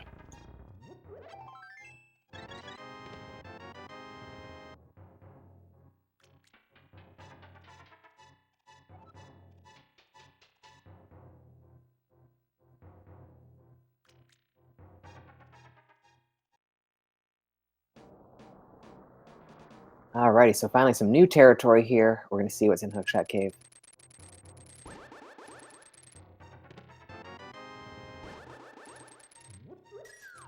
First things first, we get a mirror shield, then we get 20 rupees, piece of heart, and another 20 rupees. So, we already had Cane and Burna, but mirror shield pretty much screams there's something on Laser Bridge. Yeah, no kidding.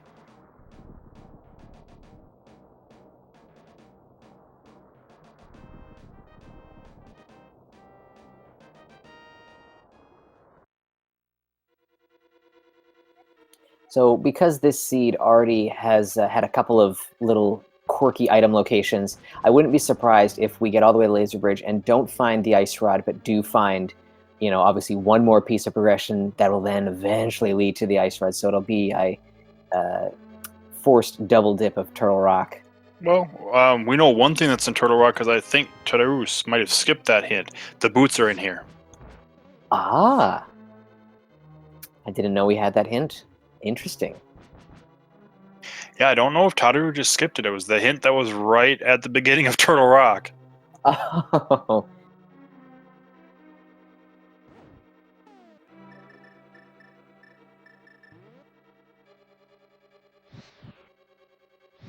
And the boots will give us access to 3 new locations because we'll get King's Tomb, Bonk Rocks, and we'll be able to finish Desert off, which we're missing 1 item in Desert as well. plus, neither of our runners have checked out what is on the Lumberjack Cave, I don't think. So, or in the Lumberjack Cave. So, whatever that item is, after we defeat Aghanim eventually, they'll be able to get that as well. Yeah, they did check it. It was a big 20. Oh, right. Oh my god. Yes, so we're not gonna check that. I'm not gonna go back there again. Yep, Egg Tower will probably be the last dungeon we will see. Yes, most definitely. And then the other chest with the fire rod lock was the map. So we know we're looking at more than likely Laser Bridge. We got 2 other chests. Got the big chest and the crystal roller room.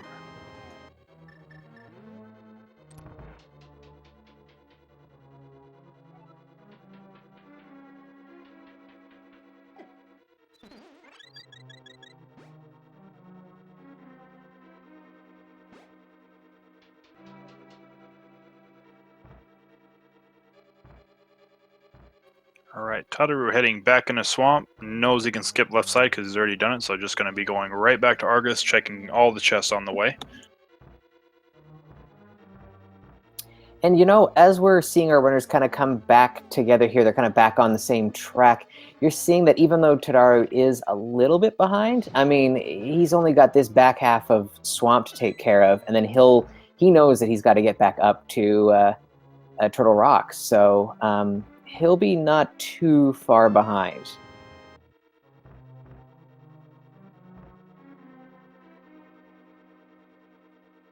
Yeah, it's just going to be kind of execution right now. He can save time. It's just not going to be able to make mistakes and, maybe doing different checks in a different order, potentially, like the boost checks. If we find 2 items in Turtle Rock and we're looking for that 1 item and you check the first one and that's your go mode, you can skip the other ones. Mm-hmm.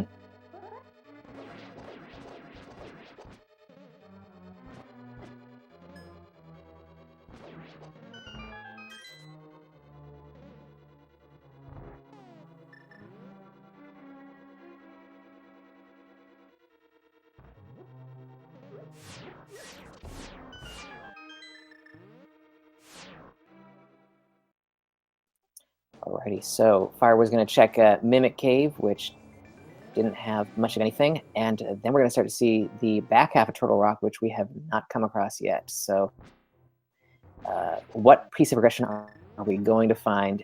Soon enough, we will know. It's going to be the boots, and it could be something else. Yeah, we're pretty much going to find items, and that's it, because we've only found dungeon items so far. Mm-hmm. I think the only dungeon item we're going to find is going to be a key in one of the chests. Yep.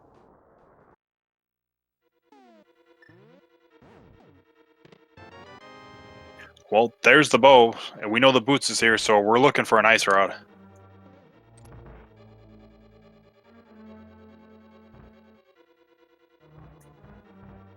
Yeah, and I mean, given how few item locations are actually left, there's a decent chance that it could also be kicking around on the laser bridge there.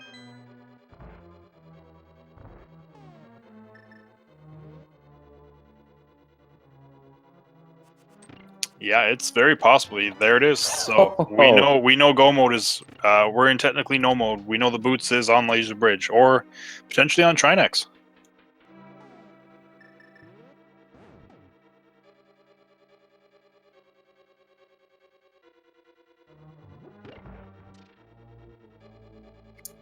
Man, it's too bad that you know, Tadaru decided to go for Turtle Rock when he did. It was just a little too early for this seed, and otherwise, you know, it would have been smooth sailing.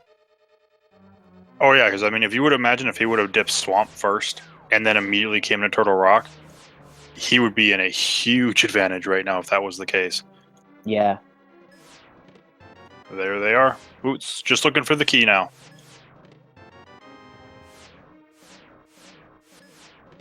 And there it is. So that is go mode.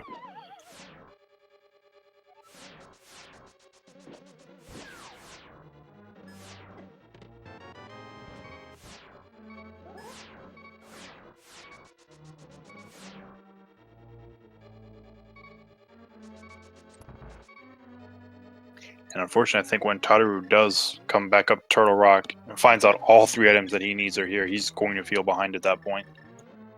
Yeah, definitely.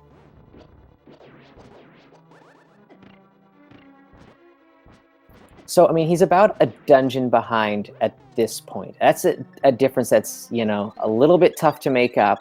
But, I mean, something as simple as Ganon's Tower routing choices could change the whole face of this game. Yeah, and he's not, like you said, he's not super far behind because the first half of Turtle Rock, he doesn't have to check. He can just bolt right to the back half. So it's Yeah. not actually that much time. It's probably only, I would say, 3 minutes maybe that he's behind. Yeah, it's really it was looking a bit dire earlier on, I think, but we're seeing that actually all the extra checks that he's done, you know, he doesn't have too many more options. He's basically been railroaded into this play, and so he's really not that far behind now.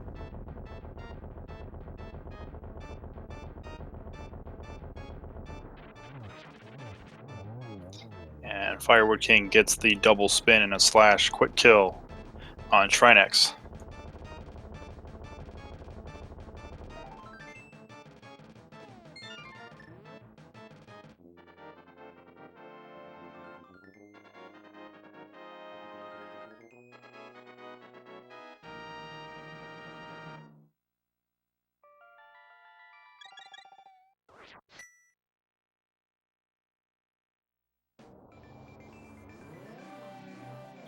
Alright, so Firewood King just needs to go clear out Desert Palace. He's going to probably do the Pod Eastern combo with the Mirror, and then come back up for Ganon's Tower.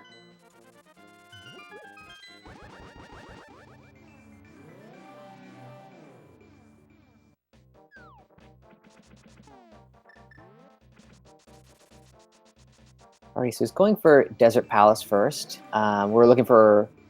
We're not looking for anything, I guess, at this point. We just need the big key off of the torch at this point.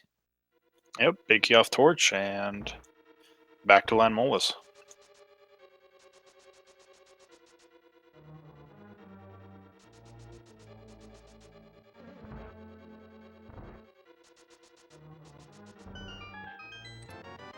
And the only time that Tadaru is going to lose over Firewood King is he is going to have to. So I don't believe he did a potion glitch. And I think he's going to need a small key to be able to get back to King Helmasaur, so he'll have to do that side. Which isn't too bad. Just a little bit of time. Just a little bit of time, yeah, because there are 2 small keys over there that we saw from when Firewood King took care of that.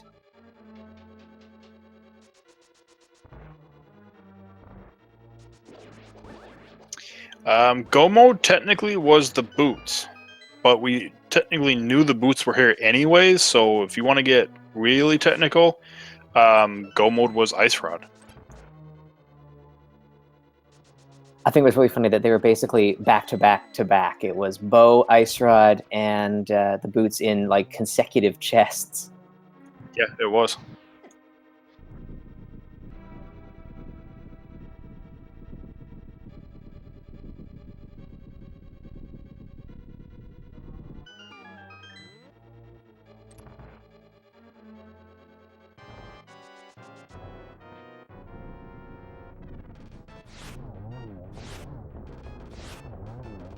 You can feel like the frustration mounting as he's going to pick up each one of these items for his go mode.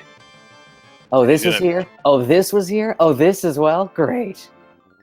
It's like, oh, my go mode was here. If I would have come here with the Fire Rod, I'd probably be way ahead right now. So Firewood King, another great boss kill, making quick work of Lamolus there.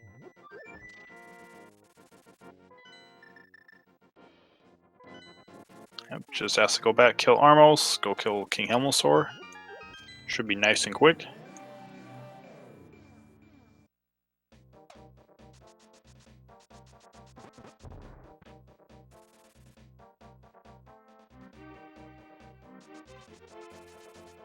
Yeah, this is the nice part of any seed, but in all dungeons in particular, I guess, because you are clearing out every single one, when you can just boss rush this, basically. You're knocking off all of the pendants and crystals that you've been neglecting throughout the seed, so it's nice and satisfying to finally take care of all of these. Yep, Tadaru don't have the key yet, and you're still missing boots. Oh, please tell me he's... Okay, he's going to do that. I'm hoping that he doesn't skip chests. Because like I said, I don't think he got the hint, so I don't think he realizes the boots are right here.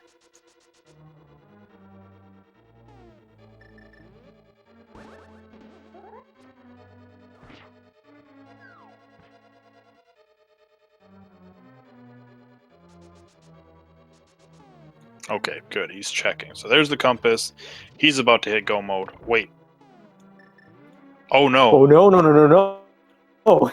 No, no, no, no. Go back. Why would you skip that chest?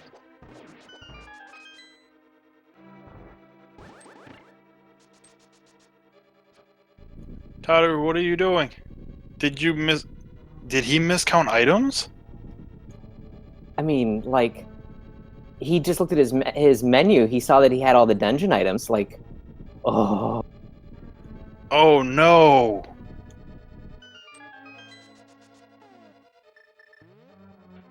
He must have never read the hint then, because there's no way you would leave a chest behind if you read that hint.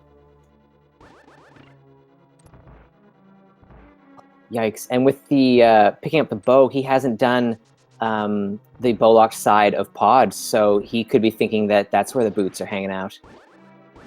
Yeah, he's going to check Eastern Palace. He's going to do pod. He's going to do everything at this point. Other than that, he's going to have to run all the way back through Turtle Rock to come get that, to leave, and then do Desert Palace.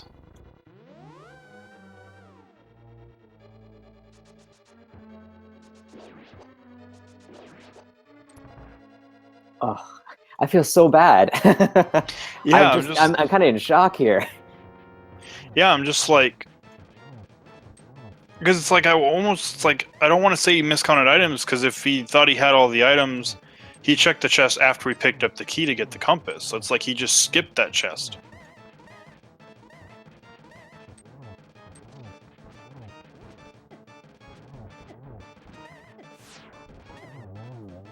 Down goes King Helmosaur for Firewood King. Just has the Armos Knights left. Yeah, he's just cruising along at this point.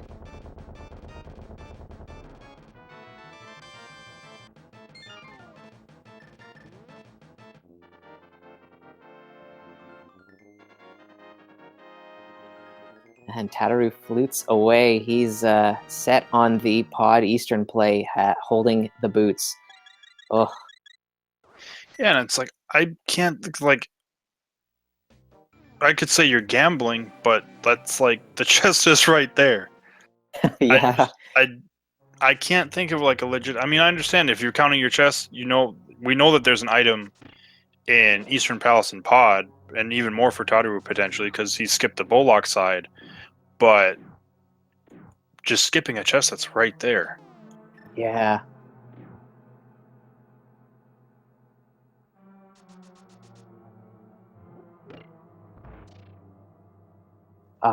That's it's really unfortunate.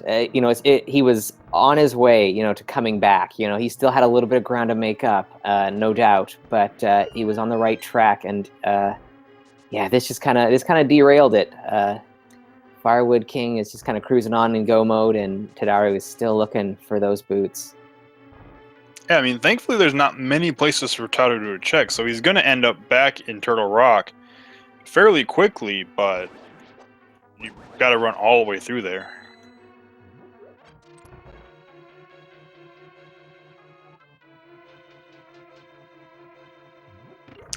Oh, that's true. So there was the hint that did say there was a unique item on a ferry. So potentially, maybe he's thinking that that unique item is the boots, but it's like you're still missing shovel, cape, and bug net. Mm-hmm.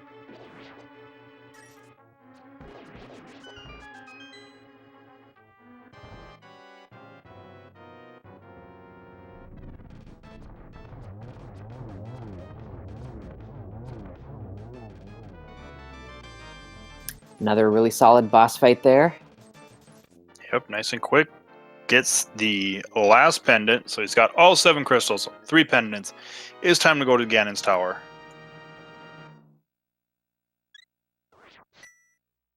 Which, if I'm not mistaken, I believe it's time for something. Oh yeah, right. I guess we have started up the game again. So there are 22 chests in Ganon's Tower basement where the big key can be. So we are looking for it, and if you want to put a guess in the chat, 1 through 22, let's see if we can get the bot going. Drossie's got it there. Thank you, my man. Yeah, so 1 through 22, put your guesses in the chat there. See where this big key might be.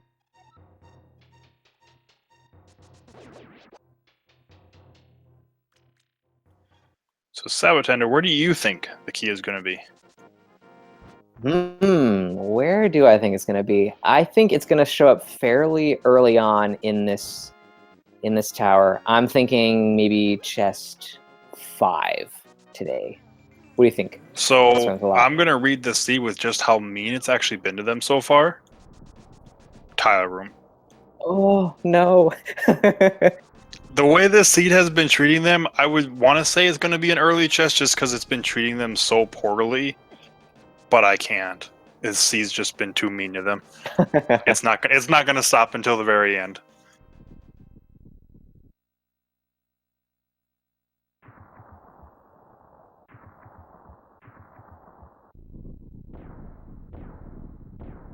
You know, and all told, despite all of the kind of goofiness that this seed has wrought upon our runners here, we're at 152. Firewoodking just got to get through Ganon's Tower. Quick AGA 1.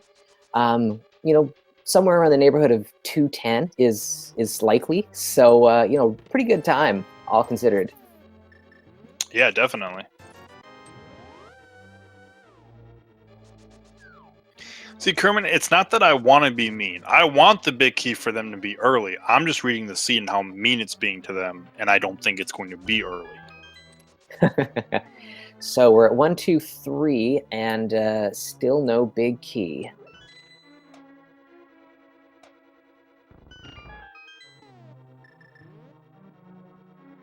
All right, Tadaru making his way into Eastern Palace. Got Forest Compass. 5 is a big 20. 6 is another heart container, and a key for 7. Alrighty, well, I'm out.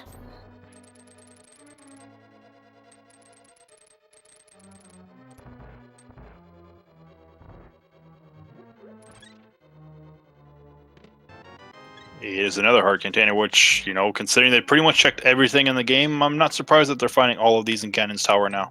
Yeah, really.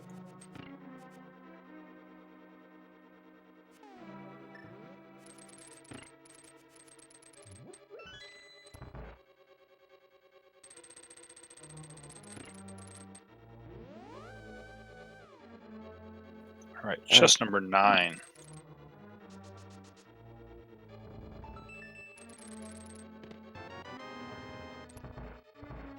Refill the arrows a little bit. That actually helps, yeah. Or, you know, he was down to just about 11, so, you know, 21 is nice. Nice, solid number to have.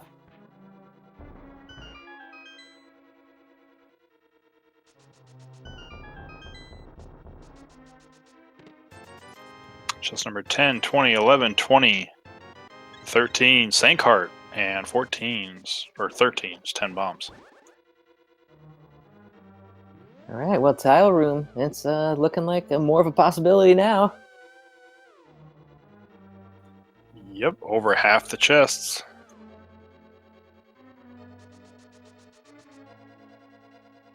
And Tadaru takes down Armos. So now only has Landmolus, but still needs those boots from Turtle Rock. Gotta imagine he's probably going to check Sahasrahla and the Pyramid Fairy at this point. Yeah.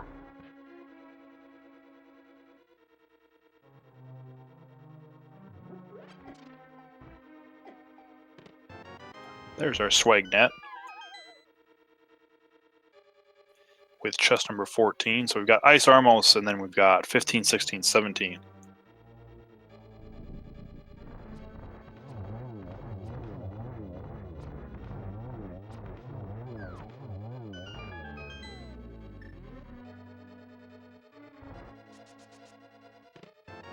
$15's a map, 16 is 5 rupees, 17 is our cape. Alrighty, so it's somewhere on the right side.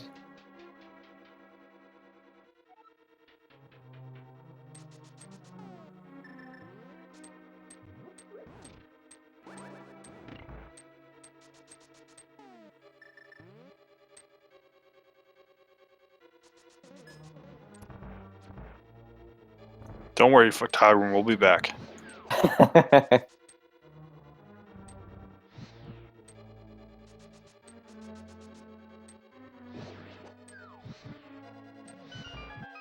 Jellyfish kind of blocking that fire rod shot there.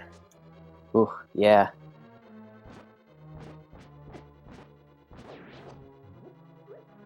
Yep, Tadaru checking the big bomb.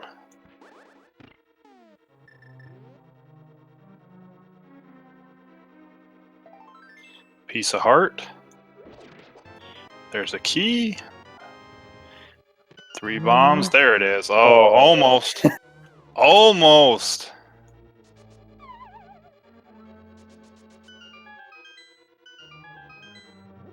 It's 21. We were 1 chest away. And there's the shovel and 10 arrows inside the Pyramid Fairy.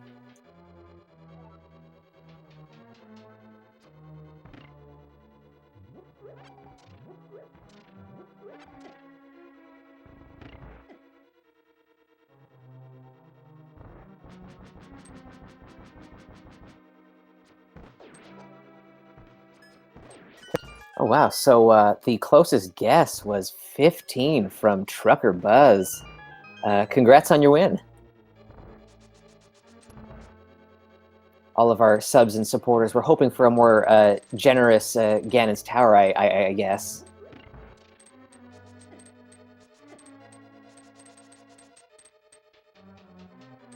Or is it you can't go over? Because I guess if that was the case, then tile room guesses don't count. No, it is you. Yeah.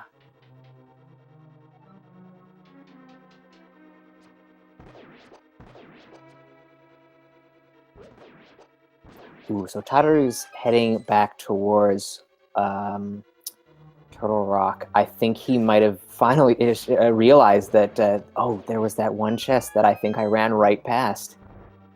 I mean, I think that he has to, because I'm almost positive that's like the only location in all of Hyrule that he hasn't checked now. Yeah. Firewoodking has to be a little careful, down to 3 hearts.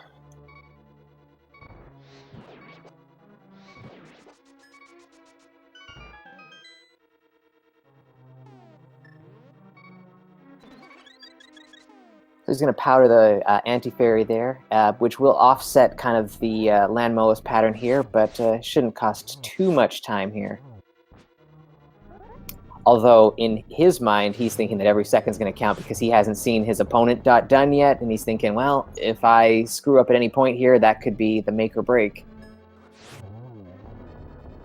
Yeah, I mean, thinking about to hit the 2-hour mark, especially with the way Turtle Rock was stacked and how he left it literally to be the last thing he could check. He's thinking, if my opponent checked Swamp early and then went to Turtle Rock, it's like, probably expecting a dot done fairly soon here. Mm-hmm.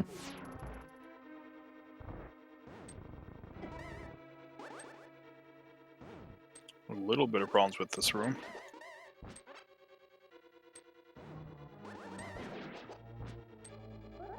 Yeah, that's a little bit of nerves kind of kicking in there. That happens. Yeah, so when you get up to this floor, you're seeing that dot done. You know every second counts. It's like heart is pounding, hands are sweating. You're just hoping not to see the dot done yet. And it only gets worse as you get closer. Yeah, definitely.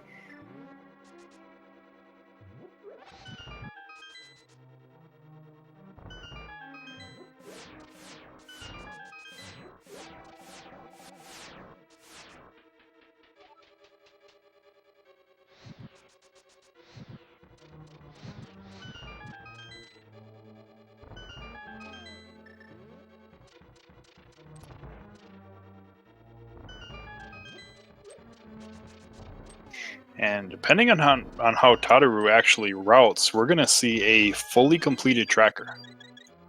Hey, yeah, it's possible. Which, you know, consider unless he does something like Dark Magician route or something like that, because we didn't find a key on right side. So if he goes full left side, then yeah, we're going to see a fully completed tracker. Because the only thing we're going to be missing on Firewood King is that shovel.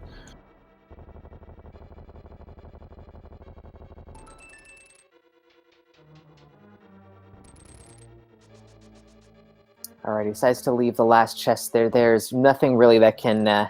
Oh, Tadaru. Oh, man, we're feeling it for you. Definitely.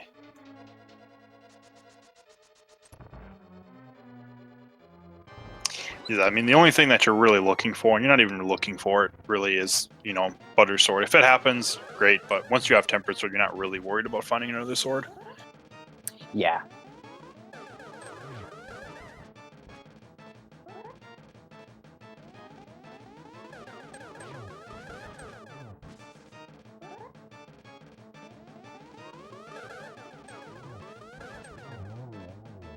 Alright, down goes Ega 2.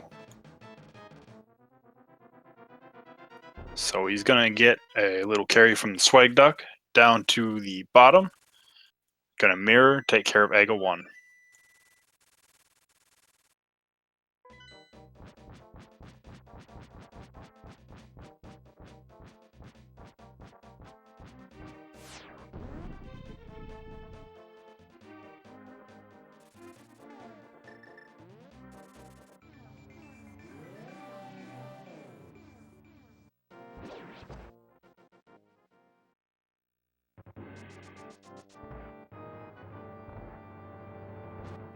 Alright, so the finish line is in sight at this point. When you're going through, Aga Tower here at the end of a seed like this, you're just, this is a pretty easy little dungeon to take care of, so you're not really too stressed about, getting rocked or anything like that, but the nerves definitely are kicking in even harder now because we're getting closer to that Ganon fight, and, you still haven't seen your opponent finish yet. Yeah, in the back of your mind, you're just kind of constantly thinking, where did I mess up? What mistakes did I make? Did my opponent make those mistakes? Or did they... I mean, you're going to usually imagine that your opponent plays the seed perfectly. So you're going to be, okay, they're probably ahead of me because I did this and they probably did that. Yeah, definitely.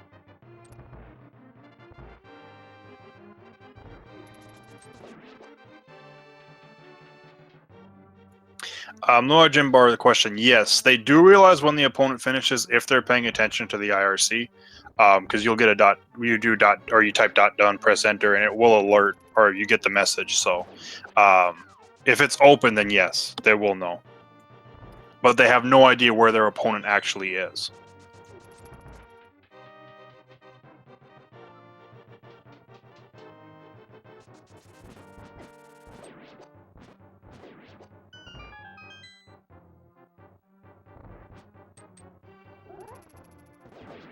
Just a couple more floors on Firewood King's side.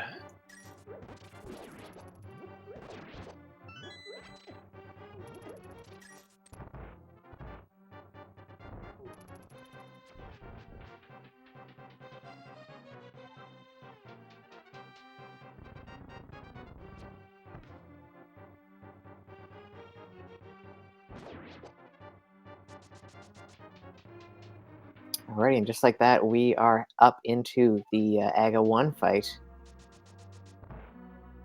Just gonna zap Zelda away here, and then we'll run behind the curtain and take him out.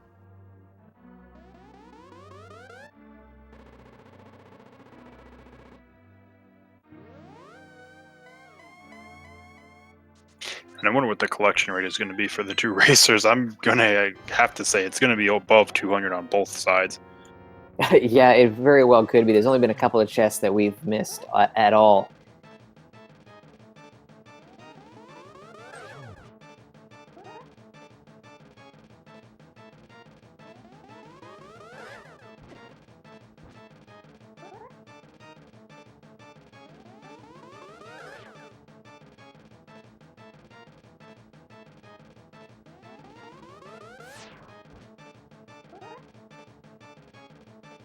So Aghanim's thrown out a couple of blue balls here. That's always a little annoying when you're this close to being done to have to sit through a bunch of blue balls. Yeah, the only nice thing is, unless you miss one of the normal shots, you know that your opponent's getting the same RNG right now. So you can't really lose any time, can't gain any time. Just leaves you with more time to stew over it.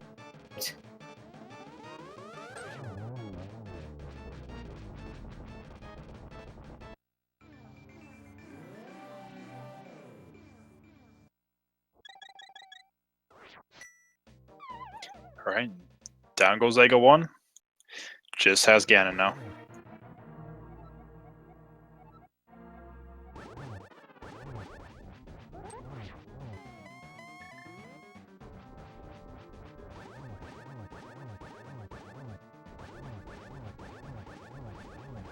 Alrighty, into phase 2 here.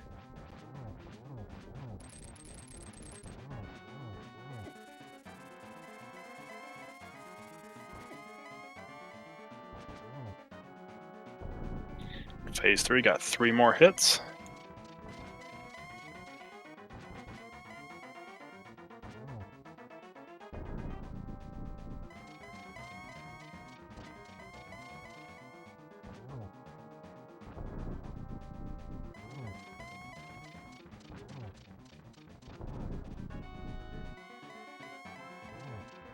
We sure did, Ganon. Here, have some.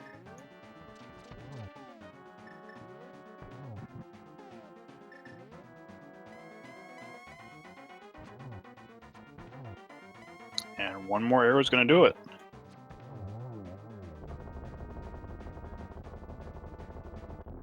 Alrighty, and just like that, Firewood King has taken down the Big Pig and has finished up this seed. Put your GDs in the chat for Firewood King. Coming across the finish line with an official SRL time of 2 hours, 8 minutes, and 30 seconds. Time for another one. I have a feeling both the racers are going to say no after this one. Yeah, no kidding.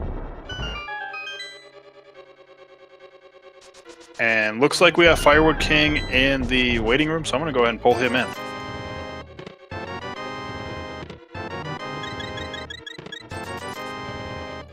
And we are joined by Firewood King, GG. Hi there, thank you, GG. Oh, give us some opening thoughts. What did you make of that one? I've been watching the restream, and the question I have to ask is how did Tadaru manage to forget the boots or skip the boots? That really hurts to see that. So we'll have to ask, because one, we know he skipped the hint at the beginning of Turtle Rock, so he didn't have the hint like you that told us that boots were in Turtle Rock. Other than that, everybody's just kind of been guessing as to why he skipped that one chest. Was he in Turtle Rock before I was?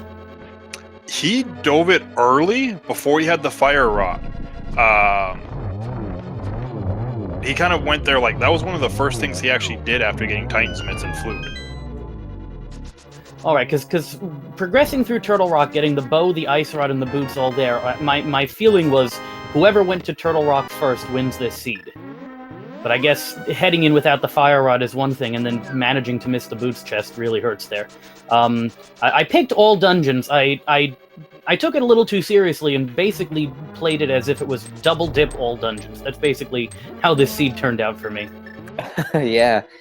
That's sometimes how I find that all dungeons end up working out anyways. Like you're picking up the pieces as you go through taking care of double dips. It's very unusual to have a seed where you've got like a lot of dungeons that you can go mode. Definitely a lot of double dipping to figure it all out. Yeah, I was pretty happy with my execution on this one. I don't really think I made any like tremendous execution blunders. It was just the routing that was kind of all over the place. Yeah, we were definitely complimenting you both. We were and in the chat. Your boss fights look really good today. So that was awesome. Yeah, definitely execution was pretty on point. Yeah, I'm glad that Tadaru's sticking with it. I'm glad that those boots eventually showed up. I'm glad that I'm not going to go 0 and 15 in the group stage. I was just happy enough to get to the group stage to start with, and then I'm just every match I play now is just bonus from here on out. So I'm pretty happy to have at least one win under my belt.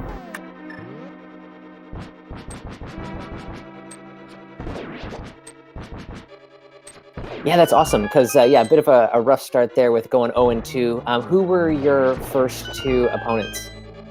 My first opponent was John Rossums. He picked Inverted, and that was the second ever Inverted that I ever played. So I stuck with it. I finished like almost an hour after he did, but I just wanted to make sure I finished it out. My second match was against Chex Human. He picked Retro. That was also the second Retro I ever did. I was very pleased with myself that I managed to finish that seed under 2 hours. I was pretty happy with the Retro, even though I ended up losing that one. As I said, I don't really have any expectation of making it to brackets. I really like the tournament race environment. I like playing head to head. So I'm just happy to get my 15 matches in, get a few wins if I can, but mostly have fun. Awesome.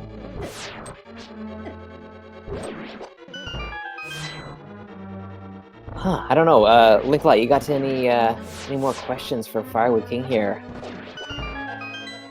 I mean, my main question was going to be like, how did you feel? Well, you kind of went over it when you found bow, ice rod, and boots back to back to back like that. Yeah, I went into Turtle Rock, and during the qualifiers, 2 of my 5 qualifiers were had a rod in Turtle Rock. One of them had ice rod in Turtle Rock, one of them had fire rod in Turtle Rock. So in both cases in those qualifiers, I ended up in go mode as a result of a rod in Turtle Rock. And in this, I guess whichever RNG is generating the seeds is like, well, let's put all the go mode items in Turtle Rock. Why not? Seems to be working out well. Yes, I mean, if you get technical, Ice Rod was your go mode, because you already knew at that point that the boots had to be somewhere on Laser Bridge. So you weren't looking for them. Yeah, as soon as I found the Ice Rod, I knew I was in no mode. I was heading on my way to Laser Bridge and gonna find those boots there. So it's a real shame that Tadaru didn't look at the hint tile. I think I managed to look at every hint tile I came close to this seed, and really, I mean, what did I do? I got to skip left swamp because I had a hint tile. That was all right, and I knew that the boots were coming up, so that encouraged me that going into Turtle Rock was a decent play at that point. It was close to being the only play, but still, I knew that I was going to get at least something out of it. Mm-hmm.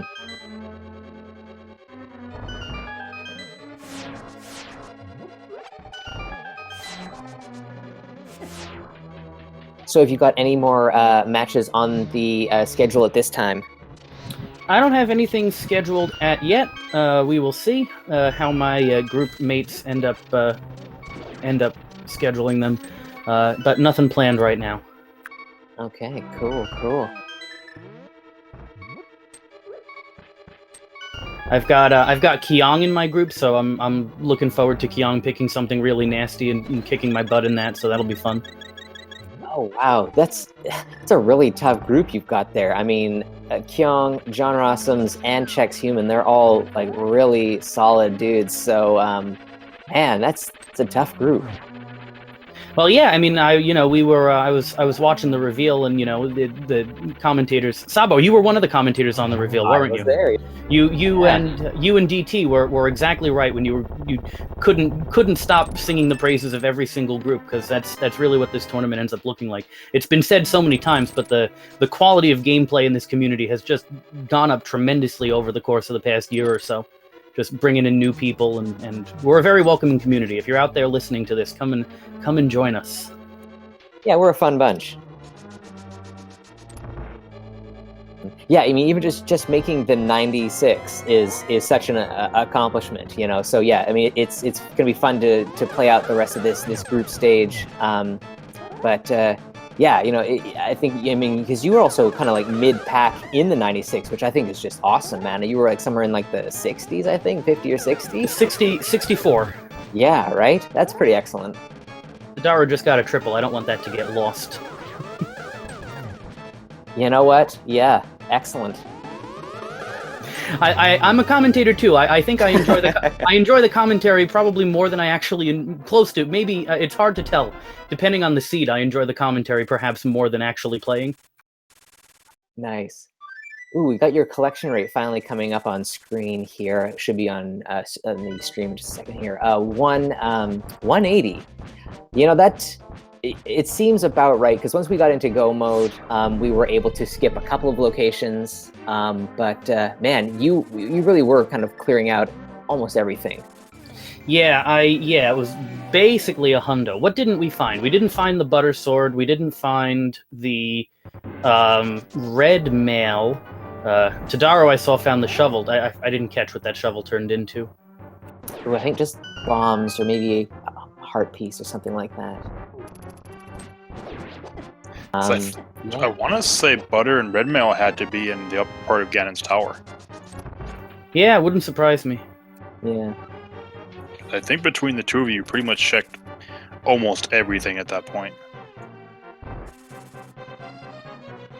This I think is the only unfortunate thing about watching in all dungeons is you kind of have to just at the end of the seed just watch the climb up Aghanim's tower. It's I think the only major detractor as an audience member. It's just, but it is a good showcase for execution, I guess. Mm-hmm. That's a good point. I mean, like, because the hype always builds after the Aga 2 fight. When you drop down, Ganon goes through the hole in the pyramid there, and you're thinking, oh, it's time, right? And then you're like, hold on a second, we got like about 4 more minutes of stuff to do. Yeah, and you got to kill a guy that you already killed once in an easier fight. Yeah.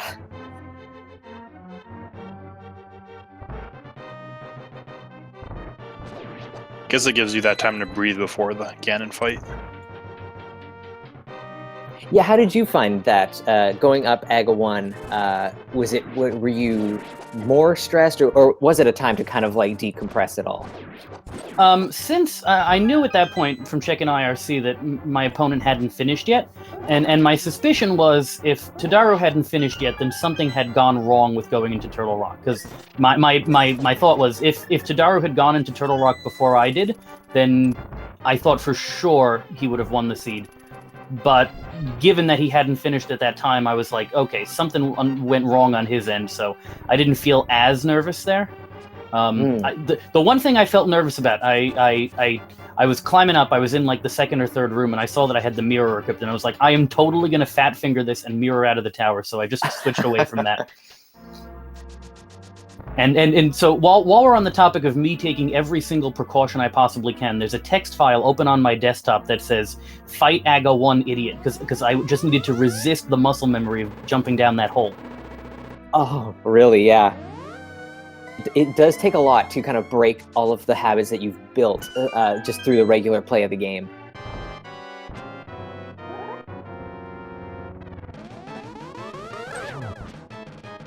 All right, so Tadaru is taking on Aga 1, the easier of the Aga fights. Weren't too many blue balls in this one, I don't think. It was maybe about 4 or 5, I think. Yeah, I think you're about right on that, because there's 2.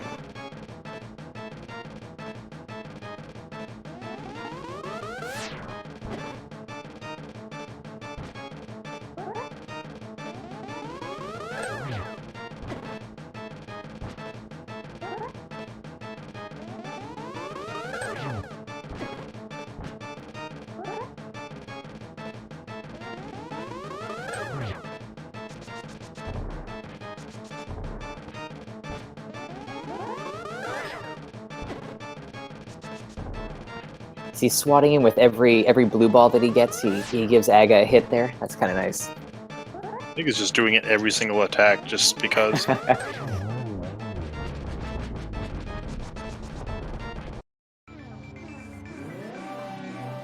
Okay, now with that done, let's head into the Ganon fight for a second time here. And we can congratulate Tadaru on getting a blackout on the tracker. Yeah, right? That shovel, the missing piece of the puzzle.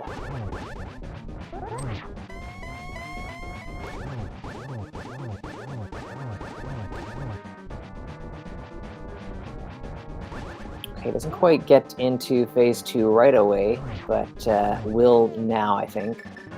Position's a bit weird, so that's unfortunate. But I'll just use the cape and take care of him that way.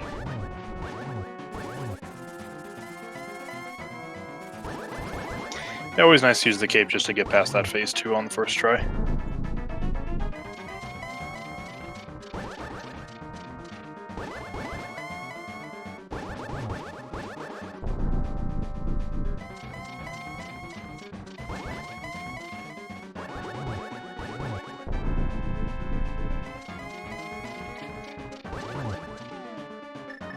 There's the 4th hit, so now we just need to stick Ganon with 4 silver arrows.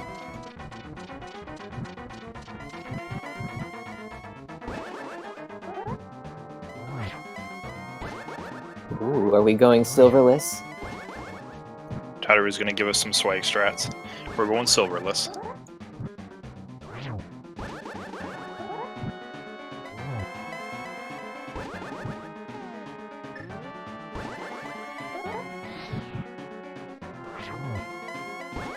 He's going for the three spins here. This is nice. Alright, gets it. Oh no!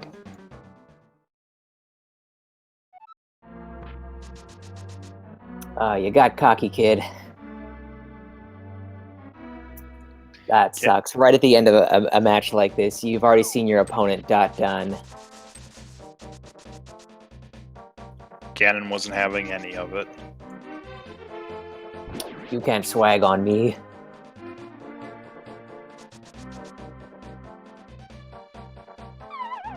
Alright, so a no-nonsense second attempt here. I'm sure we'll just get some silver arrows and roast the pig real quick.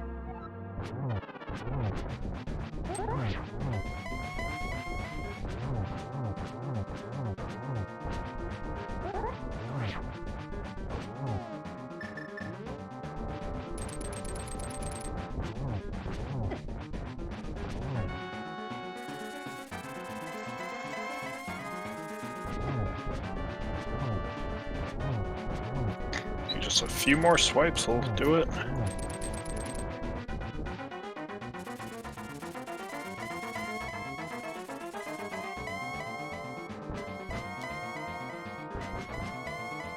So now the warp pattern is going to be different in this third phase. Once you take a fall or a death to Ganon, then his pattern here in phase 3 changes up.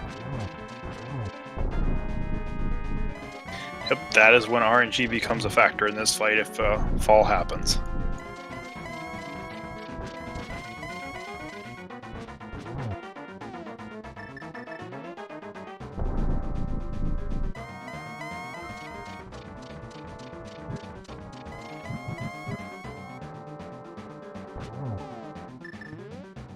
Yep, no nonsense this time, pulling silver arrows out.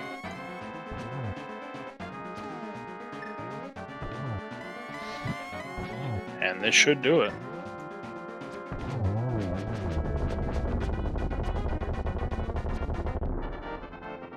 Alrighty, and Tadaru's long journey has come to an end here. He's roasted the pig. Put your GGs in the chat for Tadaru here.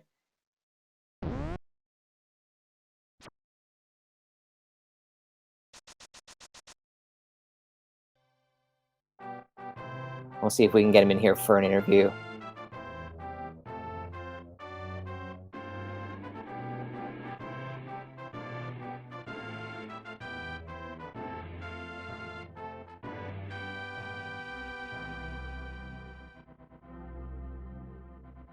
Looks like he's in our setup room, so let's bring him on in. Hey there, Tadaru. GG's, man. Ooh, thanks. Oh boy. Yeah, a rough one, huh? Yeah, to me this was Murphy's Law, the seed. Yeah, no kidding. Just, oh man. It felt like if I'd done exactly the opposite of what I had done, this would have gone so much better. I just made all the gambles that didn't pay off and then didn't make the one that would have. Yeah, it really did seem like that. You guys were pretty close up until, I think, when you went for Turtle Rock the first time without Fire Rod, it cost you a bit of time, but it wasn't like the end of the world or anything. But it would have been much nicer to go up there with the Fire Rod in hand first off. Firewood King was talking to us earlier and had said that he figured that you got in there before he did, and you were going to finish miles ahead. So yeah, just a couple little things, I guess. I think the question that everyone in chat is wondering was what happened with the boots chest, man. Oh yeah, I figured they'd ask about that. Well, I mean, I only had 3 hearts and I was out of magic, probably didn't have enough. I wanted to save enough to powder a fairy, was just in total lizard brain mode and thought I was in go mode, but then after a second too late, I just realized, oh no. And then, yeah, I just felt I gotta gamble. I'm probably way, way, way, way behind, and if I can save 10 seconds, I will. And then just going through East Pod and Eastern after getting that bow and then the pyramid, I was just like, please don't let it be there. Please, please, please. And then, yeah, my worst fear came true. Oh man, that is such a rough break. It happens to every rando runner at some point, and this was your time to have one of those lizard brain moments. Oh yeah, oh yeah. I don't know. So I guess other than that, anything else about the seed that stood out to you, or you wanted to mention? I almost wish that Turtle Rock didn't string me along as much as it did, because if it had blocked me earlier, I could have maybe mirrored, and then I probably naturally would have checked Spike Cave and gotten that hook shot, but it led me in too far to where the mirror wouldn't put me back out at the entrance, so yeah, this seed really just did everything in its power to totally send me on wild goose chases. That's a pretty good point there, because I think that also came up in chat as you had finished your first dive of Turtle Rock. People were thinking, why doesn't he go to Spike Cave? And it's because of where it would have spat you out after you were done with Turtle Rock. And when you mirrored and fluted away, it makes perfect sense that you weren't in a position to head right over to Spike Cave there. Huh. Yep, that's exactly it. Well, so this is your first race of the group stages, is that right? Yes, it is. So there are still 14 more to make up for the goof of today, I guess. Yeah, there sure is. There are. Are there any on the schedule yet for you and one of your other group members?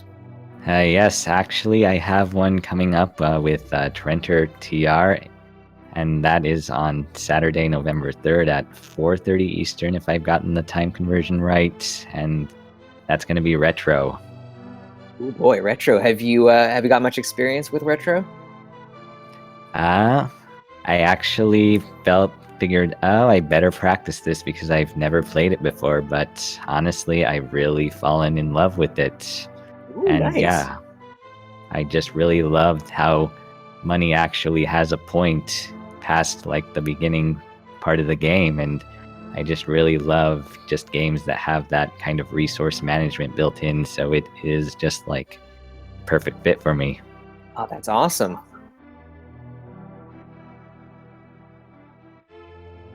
Alrighty, Linkalot, you got anything for either of our two runners, I guess, before we start wrapping things up? No, you pretty much are. I touched earlier, and you pretty much touched on everything I wanted to go over. Nice, nice. Okay, any final thoughts on this seed? Firewood King, Tadaru, go for it. Well, I just want to say GG to Tadaru, and thank you to the two of you for commentating, and to our tracker, and to everybody who's been watching. Thanks. Well, my final thoughts on this seed are probably things I should not be saying on the air. I will just leave it at that. Nice.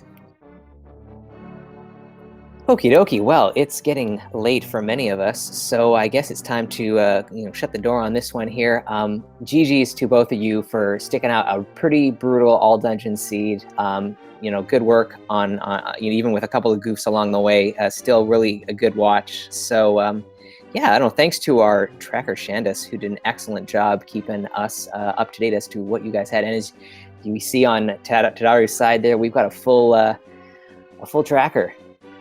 And a big shout out to my co-com, Sterling Kalot. It's been a while since we worked together, man, so I'm really glad that we got to do this.